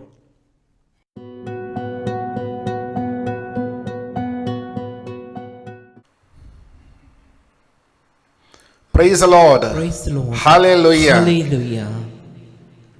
I welcome each and every one of you to this Eucharistic adoration. And this is the last adoration of our 6 days retreat. And today we have reflections on Jesus is the only Lord and Savior of the mankind. Psalm 49, verse 7 says, no one can pay a ransom for himself or for the humanity, because that price is very high, no one can pay. That's the reason Jesus has come to this world to pay the ransom and to set us free. Truly, no ransom avails for one's life. There is no price one can give to God for it. Only Jesus can pay the ransom. Matthew chapter 20, verse 28. I have come to this world to pay a ransom. That is my life. Thank you, Jesus. Thank you, Jesus. Praise you, Jesus. Praise you, Jesus. So Jesus already paid the price for our release and for our healing, for our redemption, for our eternal salvation. Right now we are going to experience it. When we have this adoration with Jesus, the only Lord and Savior of the mankind, we are going to be saved in 6 areas of our life. In our body, there will be physical healings. In our soul, there will be forgiveness of sins. In our mind, there will be healing of painful memories of the past. In our families, there will be wonderful fellowship and one heart, one mind, one spirit, one God, one worship.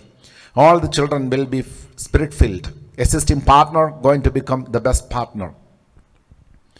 If you have some problems in the finances, the Lord is going to supply out of His richness abundance blessings that you will receive in that area of life. Finally, whatever being destroyed by the devil or demon-possessed people or enemies or wrong personal decisions, that will be restored by Jesus. Let us welcome Jesus, our Savior and the Restorer. Let us kneel down and welcome Jesus. Jesus, Lord, we worship you. Fill this temple with your warm presence. For your grace, help us see your face. Oh Lord Jesus, come and fill this place. Jesus, Lord, we worship you. Fill this temple with your warm presence. For your grace, help us see your face. Oh Lord Jesus, come and fill this place. Breath of God, we need a touch from you. Shine down on us with the light of truth. Stir our hearts, set our spirit free. Holy Spirit, come and fill this place.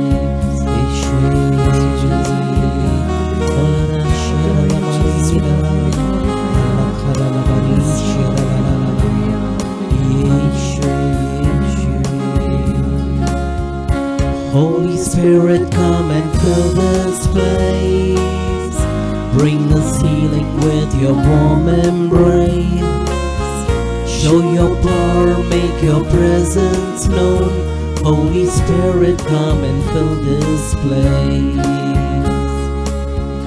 Holy Spirit, come and fill this place. Bring us healing with your warm embrace. Show your power, make your presence known. Holy Spirit, come and fill this place.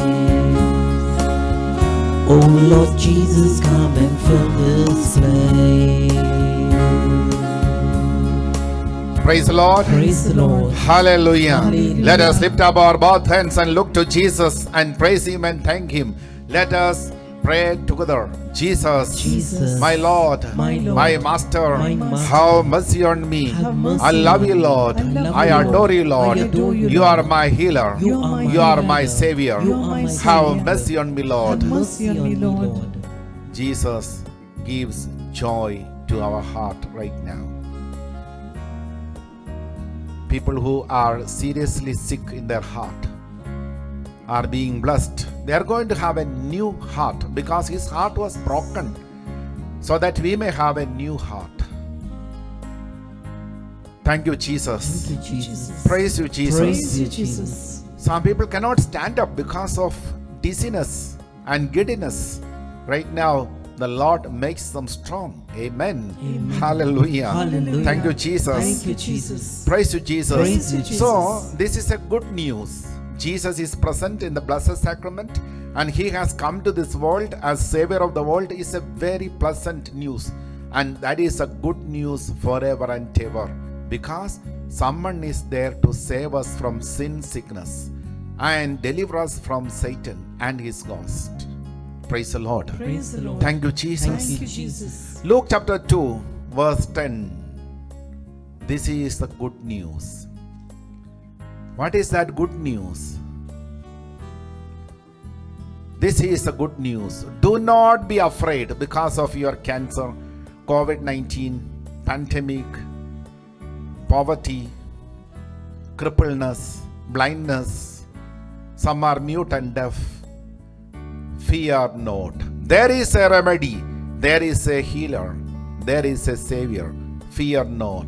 I am bringing you good news of great joy for all generations. What is that good news? Looking to Jesus, you can see the face of Jesus right now. By faith, we can see the face of Jesus. Many people given the testimony, they have seen the face of Jesus in the Blessed Sacrament. That made a big difference in their life. Verse 11 says, Luke chapter 2 verse 11. To you a Savior is born in the city of David, a Messiah. This is the good news.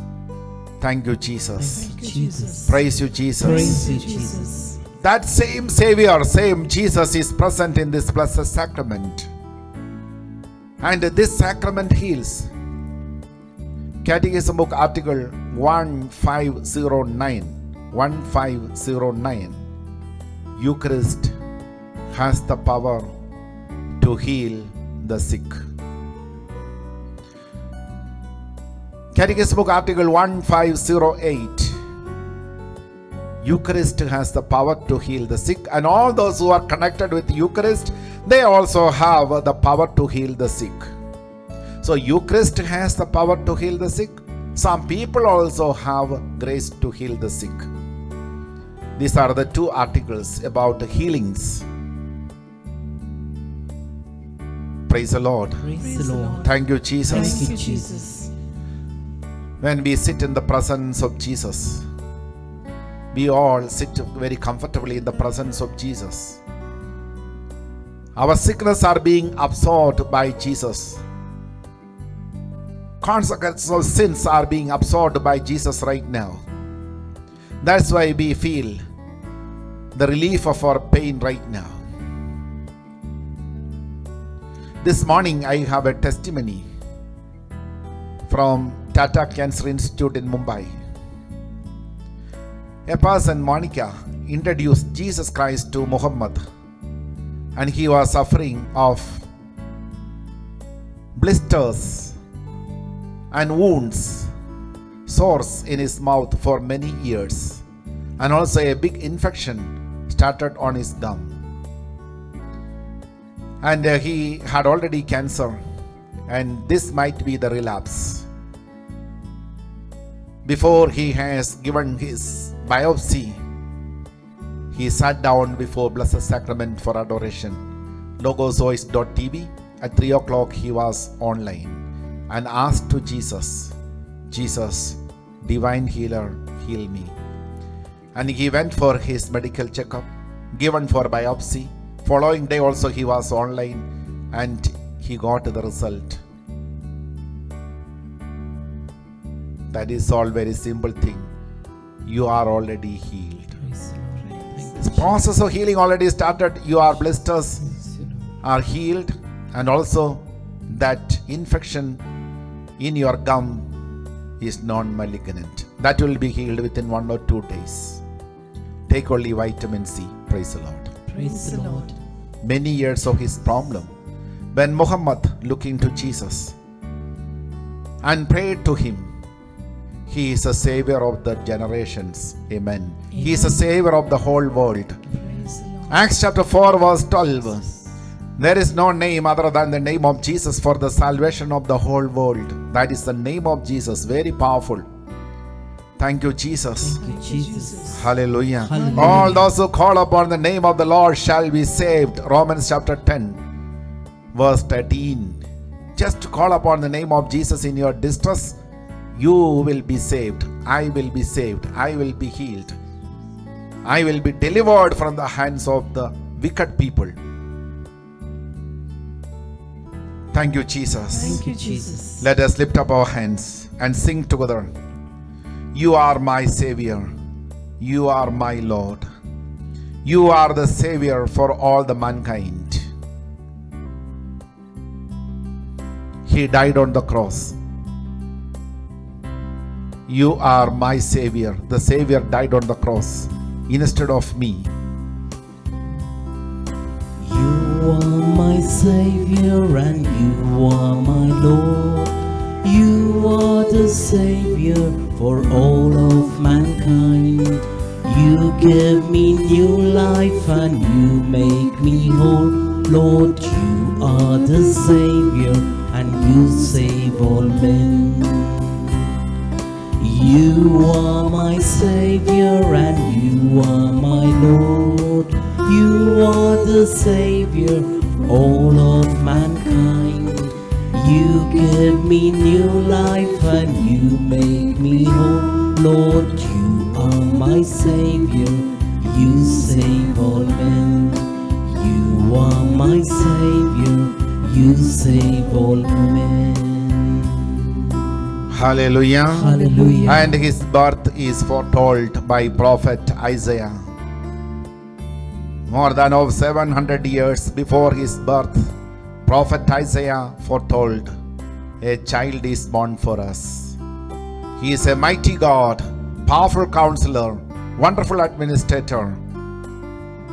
Isaiah chapter 9 verse 7. Isaiah chapter 9 verse 7.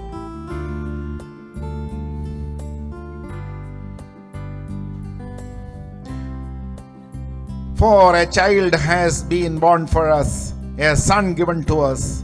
Authority rests upon his shoulders, and he is named Wonderful Counselor, Mighty God, Everlasting Father, Prince of Peace. Praise the Lord. Praise the Lord. All those who do not have peace right now, peace comes to you.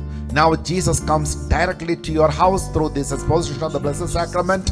All those who say Jesus, he comes to them. He is a wonderful counselor. He is a powerful governor. He is a wonderful minister.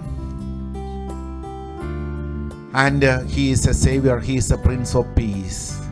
Thank you, Jesus. Thank you, Jesus. Praise you, Jesus. Praise you, Jesus. Hallelujah. Hallelujah. St. Augustine says, why Jesus died on the cross. Church Father St. Augustine given a satisfying answer in his book, Treatise on Holy Trinity. One day, Father God walking in heaven, devil went there. Devil asked a question to God Almighty Father. Do you think that the whole world is with you? God said, no. Do you think that the people belong to you? No. Don't you know that they all belong to me, the whole creation in this world? Yes, I know. Then Father God asked another question. What do you want? To set my creation free from your torture, free from your dominion. What you are in need?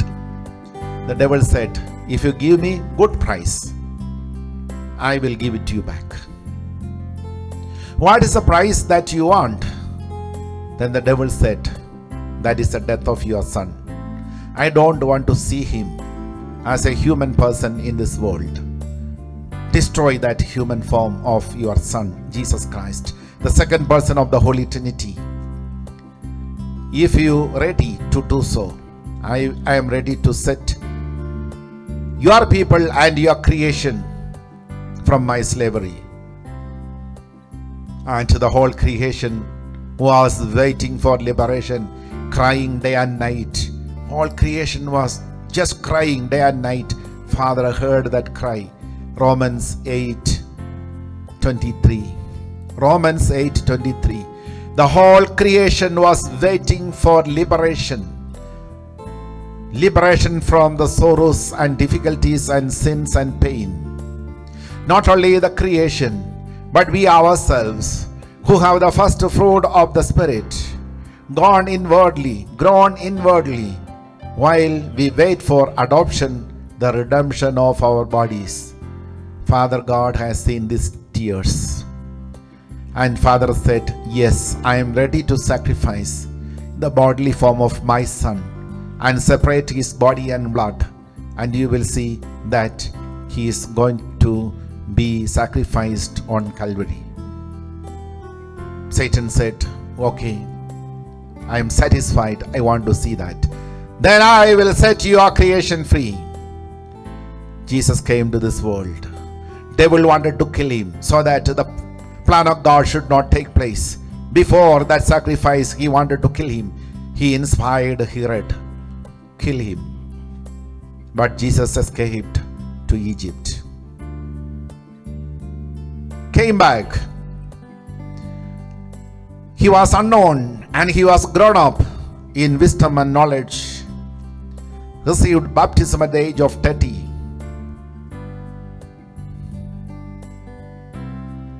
Then he started his ministry. Devil wanted to kill him through the people. Luke chapter 4 verse 30. The first attempt to kill him. The first attempt to kill or destroy Jesus. The first attempt done by Herod when he was small. But he escaped. But when he is a grown up, when he started his ministry, this is a first attempt against his life. Luke 4:30. They wanted to kill him by pushing down from the cliff.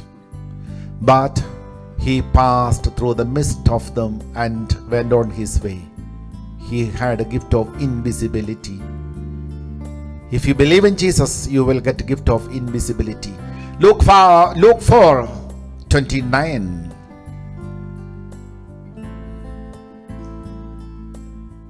They took him and drove him out of the town, led him to the brow of the hill on which their town was built, so that they might push him down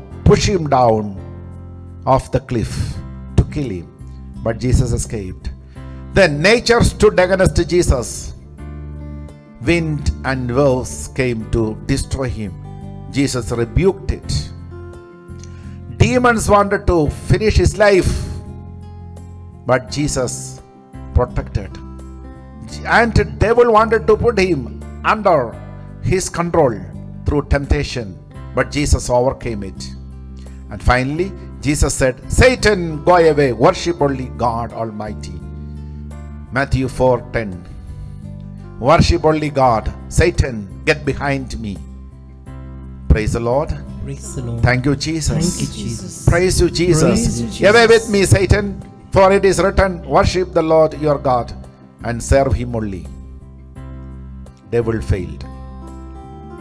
Thank you, Jesus. Thank you, Jesus. And Jesus took authority over the devil. All those who listen to me today and looking to Jesus right now, going to be set free from the dominion of the devil. Because Jesus said, I am the strongest one. The devil is strong, but not stronger than Jesus. Luke chapter 11, verse 21. When the strong man, that is devil, take guard of his castle with all armament, his castle is protected. A strong man, that is devil, fully armed, he has armaments, guards his castle, his property is safe. Verse 22. But a stronger man, the strongest one, came stronger than him, attacks him, overpowers him, that is Jesus, takes away his armor, in which he trusted and divides his plunder. Who is that? Jesus. From here we go to Colossians chapter 2 verse 15. Colossians chapter 2 15. Jesus, when he paid the ransom, before that he asked the devil, come and surrender all your weapons. And he disarmed the rulers, disarmed the Satan and his rulers, made him a public ridicule, a public insult. Brother, sister, fear not. If you believe in Jesus, in that precious name, you also will cast out the devil and demons. Mark chapter 16, 17. In the name of Jesus, you and I will bind and cast out devil and demons. Because they don't have weapons, we have it. Those who believe in me will cast out demons. Amen. Amen. Because who is in you and me? Jesus. 2 John chapter 4 verse 4. Jesus is in you and in me. That Jesus is stronger than all demons and devil in the world. The stronger is within us. If any demons or devil come inside, Jesus will conquer him and disarm him and take away all his armaments and make him a public ridicule. Hereafter, devil or demons will not touch you, because you have the sign. You have the sign of the salvation on your forehead. Do not grieve the Holy Spirit.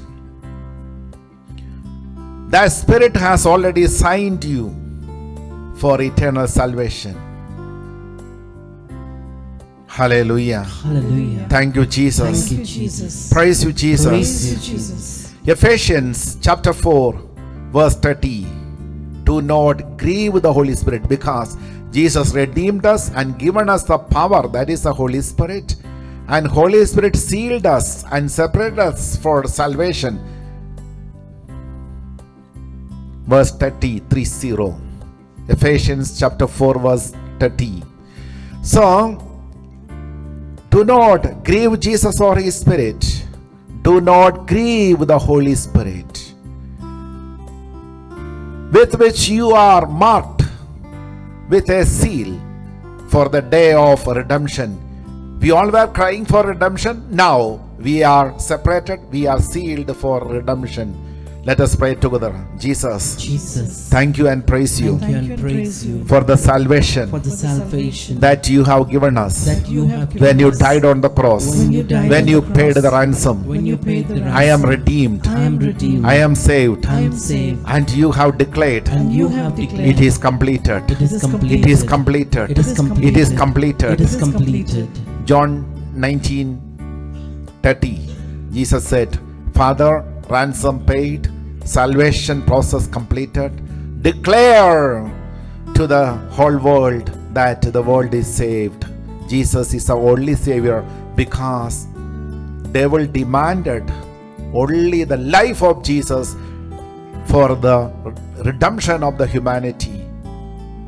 Devil didn't ask anyone other than Jesus to sacrifice his life.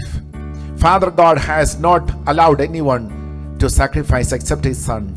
According to the demand of the devil, Jesus offered his life and given it in the hands of the Father, and he said, John 19:30, it is completed.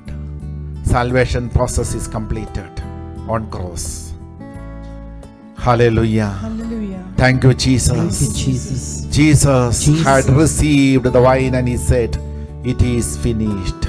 Then he bowed his head and gave up his spirit. Savior died on the cross. Let us lift up our hands and sing now. At the cross I saw my salvation. At the cross I saw my salvation. Thank you, At the Jesus. cross Praise you, I Jesus. saw We adore you, Lord. Worship you, Lord. my wound. Touch everyone. Heal everyone. At the cross, Have mercy on I all. saw Thank you, you Jesus. set me Ho Baraishala Malahada. Silgarashola Ho Balarishala Malaha. Let every sick be healed. At the cross, Let every sorrow be turned into joy. Salvation. All those who call on the name of the Lord shall be saved. I saw you heal. Balarishala Malaha Barasalagarishola Ho Balaha. Thank you, Jesus. At the Praise you, cross, Jesus. I saw you set me free. At the cross, I saw amazing love.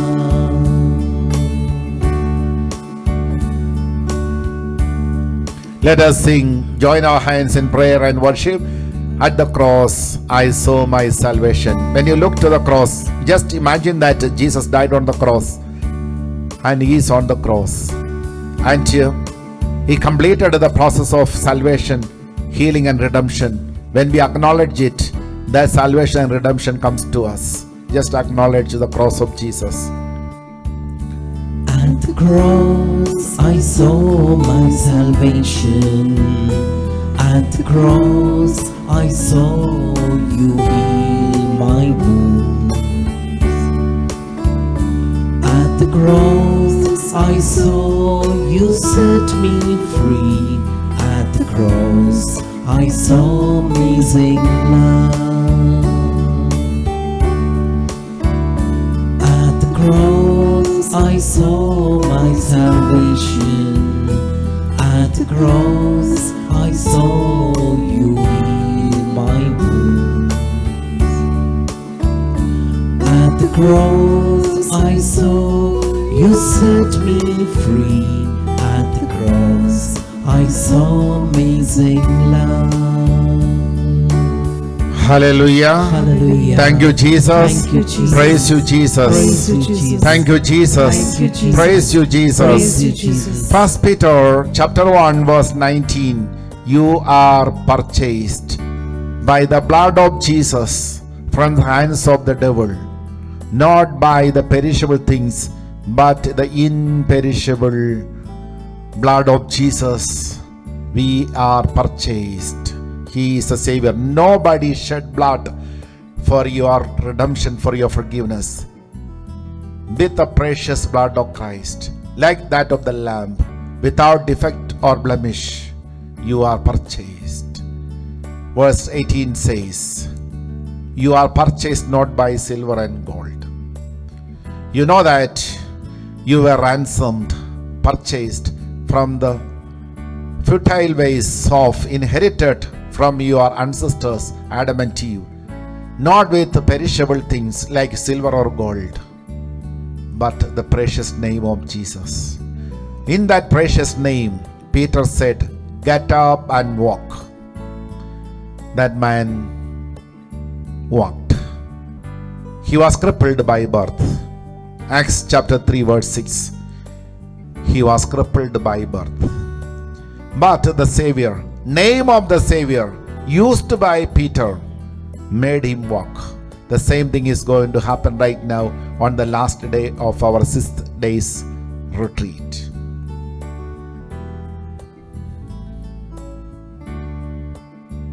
And all people wondered how this happened.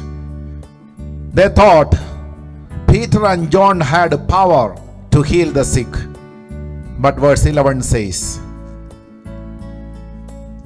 Acts chapter 3:11, brethren, why are you staring at as if we are doing something out of our power? It is not so. The name of Jesus healed him.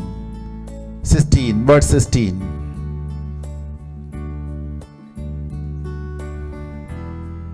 By faith in his name. His name itself has made this man strong, not we, but this name, whom you see and know, and the faith that is through Jesus has given him this perfect health in the presence of all of you. Who has healed him? Peter said, Jesus. But where is Jesus? He called only the name of Jesus. Jesus was not there physically, but the name of Jesus is as equal, powerful as his physical presence is there. Now we call upon the name of Jesus for our healing. As if Jesus is present there, you are going to be healed. Just lift up our hands and look to Jesus. Come to me, Lord, I need you. Those who are suffering from cancer, please invite Jesus. All those who are suffering of asthma, invite Jesus. All those who are in bondage, ask Jesus to set you free. All those who have some sickness, just invite Jesus. That name has power. When we invoke that name, that person is present there invisibly. Come to me, Lord. Come to me, Lord, I need you. Speak and I will be healed. 'Cause when your word, O God, is spoken, I will be healed. I will be healed. Come to me, Lord, I need you. Speak and I will be healed. 'Cause when your word, O God, is spoken, I will be healed. I will be healed. I will be healed. I will be healed. Just extend your hands towards this sanctuary and say 10 times the name of Jesus and receive the gift of healing. Let your hands be blessed. Your hands are going to be anointed and empowered. Just say 10 times, Jesus, Jesus, Jesus, Jesus, Jesus, Jesus, Jesus, Jesus, Jesus, Jesus, Jesus, Jesus, Jesus. Just place your hand on your chest or place your hand on your sickness.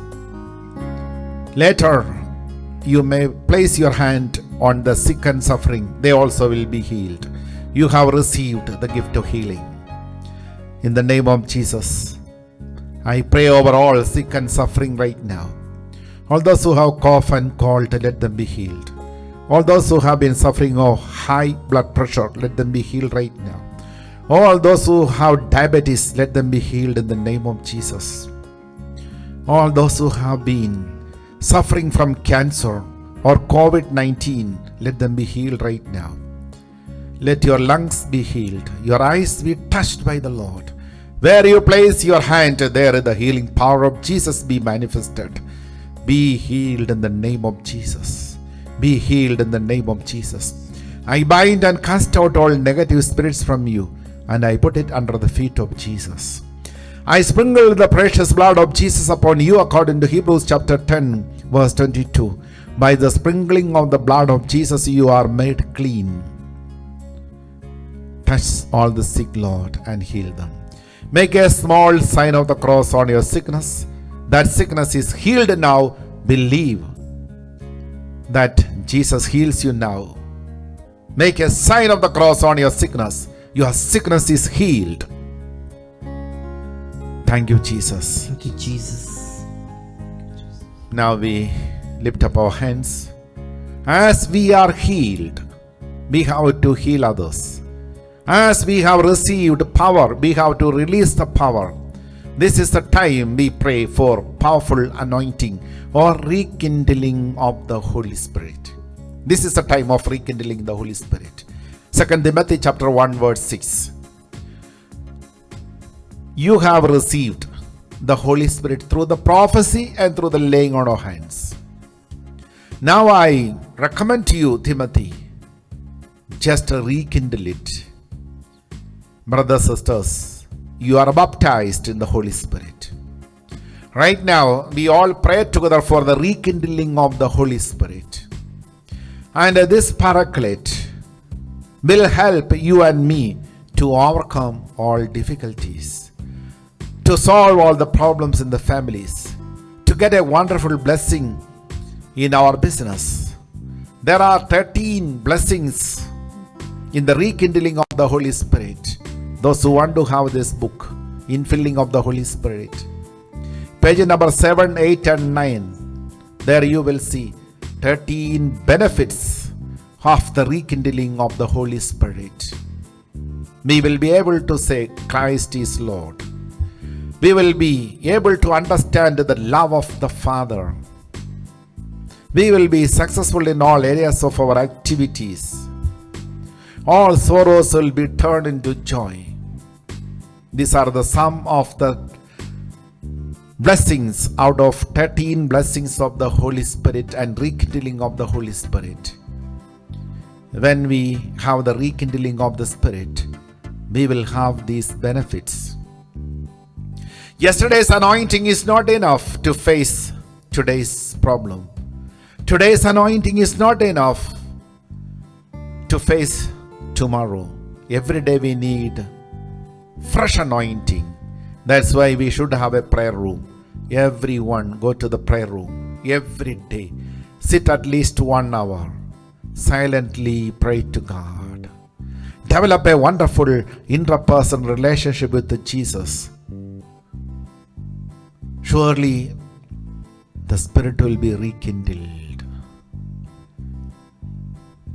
As it happened in Acts chapter 4:31, they assembled together.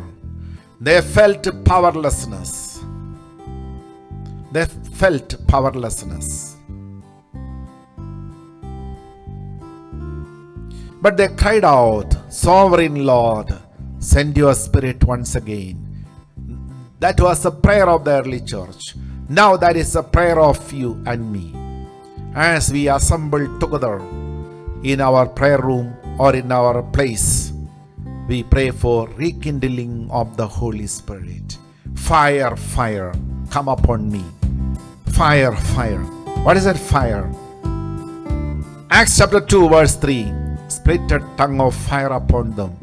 That fire melted upon them. That fire comes upon you once again.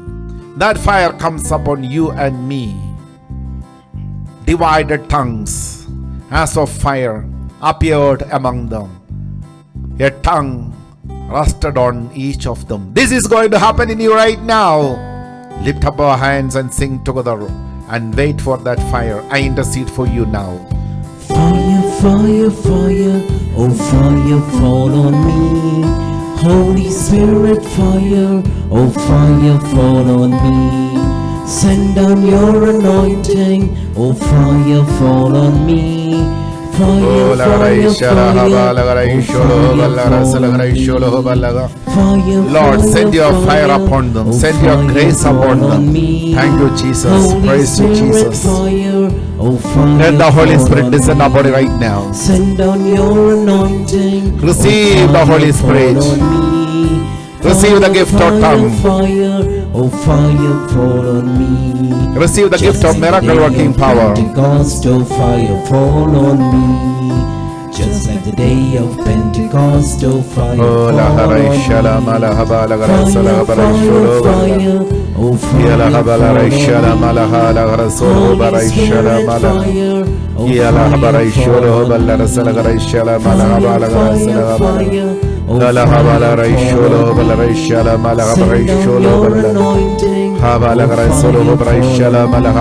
Send down your anointing. Oh fire fall on me. John 20:22. Receive the Holy Spirit. Jesus breathed upon them. Right now, the Eucharistic Lord breathes upon you. Receive the Holy Spirit.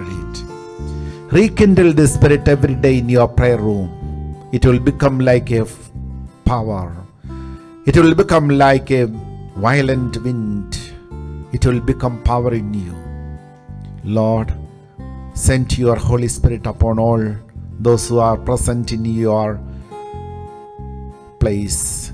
In your presence, let there be powerful anointing. Receive the anointing right now.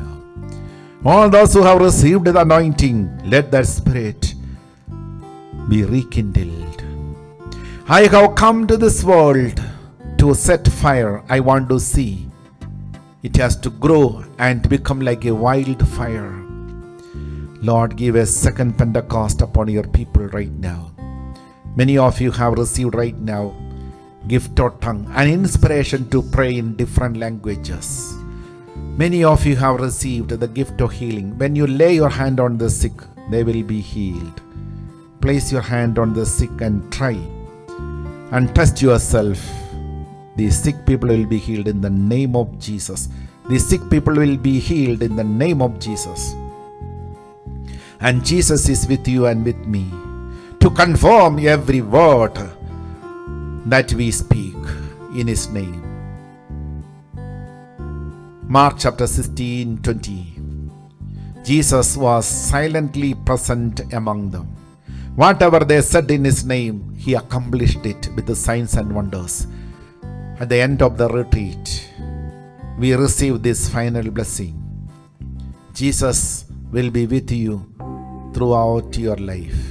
Whatever you say in His name, because this anointing is resting upon you now. Whatever you say, according to the inspiration of the Holy Spirit, according to the promptings of the Holy Spirit, Jesus will accomplish it. Please try. Last week I got a wonderful testimony from Botswana, Africa. A lady was so much of distress and struggle, heavy sickness, tormentation from the devil.